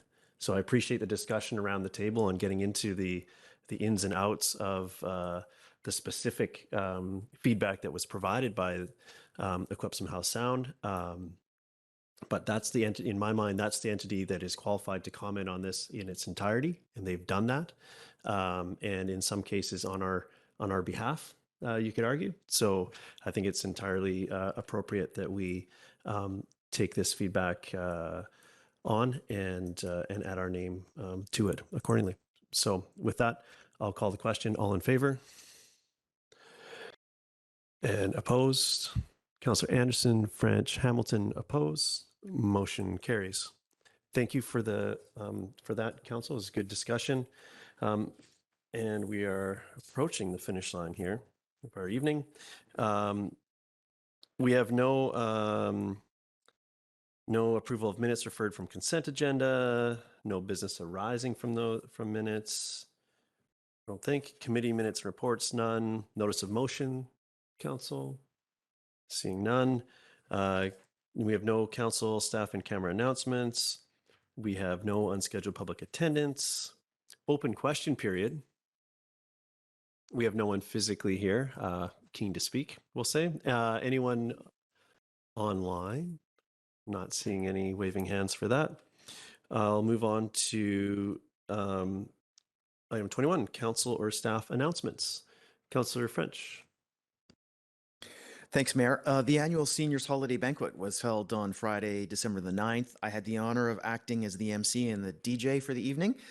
Mayor Herford and his wife also attended the dinner and helped hand out the massive stack of gifts under the Christmas tree at the event. The gifts were donated by a long list of Squamish companies that support our seniors. Entertainment was provided by the young dancers learning ballet, tap, hip hop, and contemporary dance, along with other dance forms at the Squamish Dance Center. And a group of seniors who learned line dance this fall also performed. They're fabulous. The event was organized by the Squamish Senior Center Society. So tonight I am sending a thank you to the group of volunteers who did a great job of making the party a huge success. Thanks. Thank you, Councillor French. Any other announcements? Go ahead, Councillor Stoner. Yeah, just a brief update on some SLRD items, Squamish Willamette Regional District. We had a board meeting last week, and I think the only item that is probably of relevance and of interest the board considered first reading of extension and rezoning of Wedgwoods, which is a development just north of Whistler. That includes looking at 12 new strata lots and as well as 6 non-market lots that would be up for non-market sale. The interesting part of the conversation that I think is relevant is that they are also going through the discussion around how are we going to manage these lots and the covenants associated to them, and do we do it with the Whistler Housing Authority, or do we do it with Squamish now also has a housing authority. So I think there's an interesting regional conversation that is emerging as the regional district is also thinking and starting to secure below market rental and ownership lots, which is interesting to think about. The board has also started strategic planning. So at the start of this month, we had 2 days of strategic planning. So that will also hopefully come out into something a little bit more concrete in the new year. But I think that those are important updates for this council to know and just be aware of. And then just more broadly, I just wanted to thank the community at this time of year. The amount of generosity and giving really shines in Squamish. So Battle of the Business was a huge success this year, providing a huge dollar value for the community Christmas care. I know we've had a few events of stuffing the cruisers and stuffing the fire trucks with gifts for our community. And I personally have participated in the Howe Sound Women's Center Christmas hampers, where they do over 60 hampers for families in need. So just a thanks to our community for showing up at this time of year and their generosity. Happy holidays. Thank you. Is that your hand? Yeah. Okay. Councillor Pettingill. Yeah, thanks. I just wanted to actually take time for a bit of a reflection, and came up for me in another meeting, but I was reminded of it today. And I think if you're watching some of our meetings, it may seem a bit strange because we will be sometimes digging into a challenging topic, which really impacts people's lives in a serious way. And it's a serious discussion with big implications. And then, we try and flesh that out and we come to a decision. And then we may take a break. And when you see the cameras cutting or whatever, we may be laughing and chuckling a bit. And that may seem very strange if you're not in the room. And I think, speaking for myself and my colleagues may want to speak to it, but I think it's important to understand that we take these topics very seriously, but we need to come back and deal with another tough topic in another hour or the next meeting. And so finding those points, those ability to be friendly and happy together and sort of move past those tough discussions is really important. It's almost a survival technique and in a way to keep us moving forward constructively on those really challenging things. And so I just hope that people who are watching us, when they see us sort of being happy and friendly and lively after a tough discussion, it does not minimize that tough discussion. It's almost a coping mechanism in a way to make sure we can get through this and keep being constructive. And I think that's really important for people to recognize. And I thank my colleagues for being able to do that, because this is tough and it's a lot of tough decisions. We don't always agree. And so finding a way to get along even when we don't agree is important. And on that note, I've really been enjoying some of the getting to know each other and the strategic planning. I'm really looking forward to the new year when we dig into the meat of that. And I'll just finish off by saying it's cold out there, and I'm glad to see people taking care of each other, but especially with this cold, anything you can do to help your neighbors, help those people who are struggling a little more. It's really important to do that right now. And thank you so much to everyone who is doing that. And happy holidays to everyone. Thank you. Seeing no other hands, I'll go into mine. On December 7th in this room, we had a youth council session, and during that session, around this horseshoe, we had these seats filled with members of our youth council, and we had members of our staff make presentations to them. And there are a lot of future leaders in that group. I think it was a very unique opportunity for them, and they recognized that and really rose to the occasion. It was really great to see that, and staff presented to them as they would to us, and as you saw earlier in our meetings tonight, and the Youth Council provided very useful and timely feedback on those particular topics, and I think it was great. I think as we talk about engaging our community, it's often very challenging to engage youth in public consultation processes, and I could just see this our staff being so appreciative of getting that feedback, and the youth being appreciative of being heard. And I was just I really appreciated that session. There will be foreshadowing in January. Youth Council will have sort of taken on that experience and turn the tables and come and present to us. So for those of you that read ahead in agenda planners, it's something that's coming, and it's just a great group of youth, and I've been continue to be impressed with their work, and I was very appreciative of staff coming to sort of indulge, not knowing what the results were going to be, but I think it was all in all was a smashing success, and I look forward to seeing the next steps with our Youth Council and having them here to present to us. Also, then moving on, December 9th was the Senior Center Society dinner, which Councillor French spoke to earlier. I really appreciated the invitation from the organizers, and I enjoyed my time there that evening. The entertainment, both from the Squamish Dance Center, and I believe it's headed up by Miss Sarah. She's been referred to by all of her dancers. It was amazing. That same group won the best float award, even though they didn't have a float for the Santa Parade as well earlier in the month. So they're getting they're capitalizing on all the opportunities to get out and share their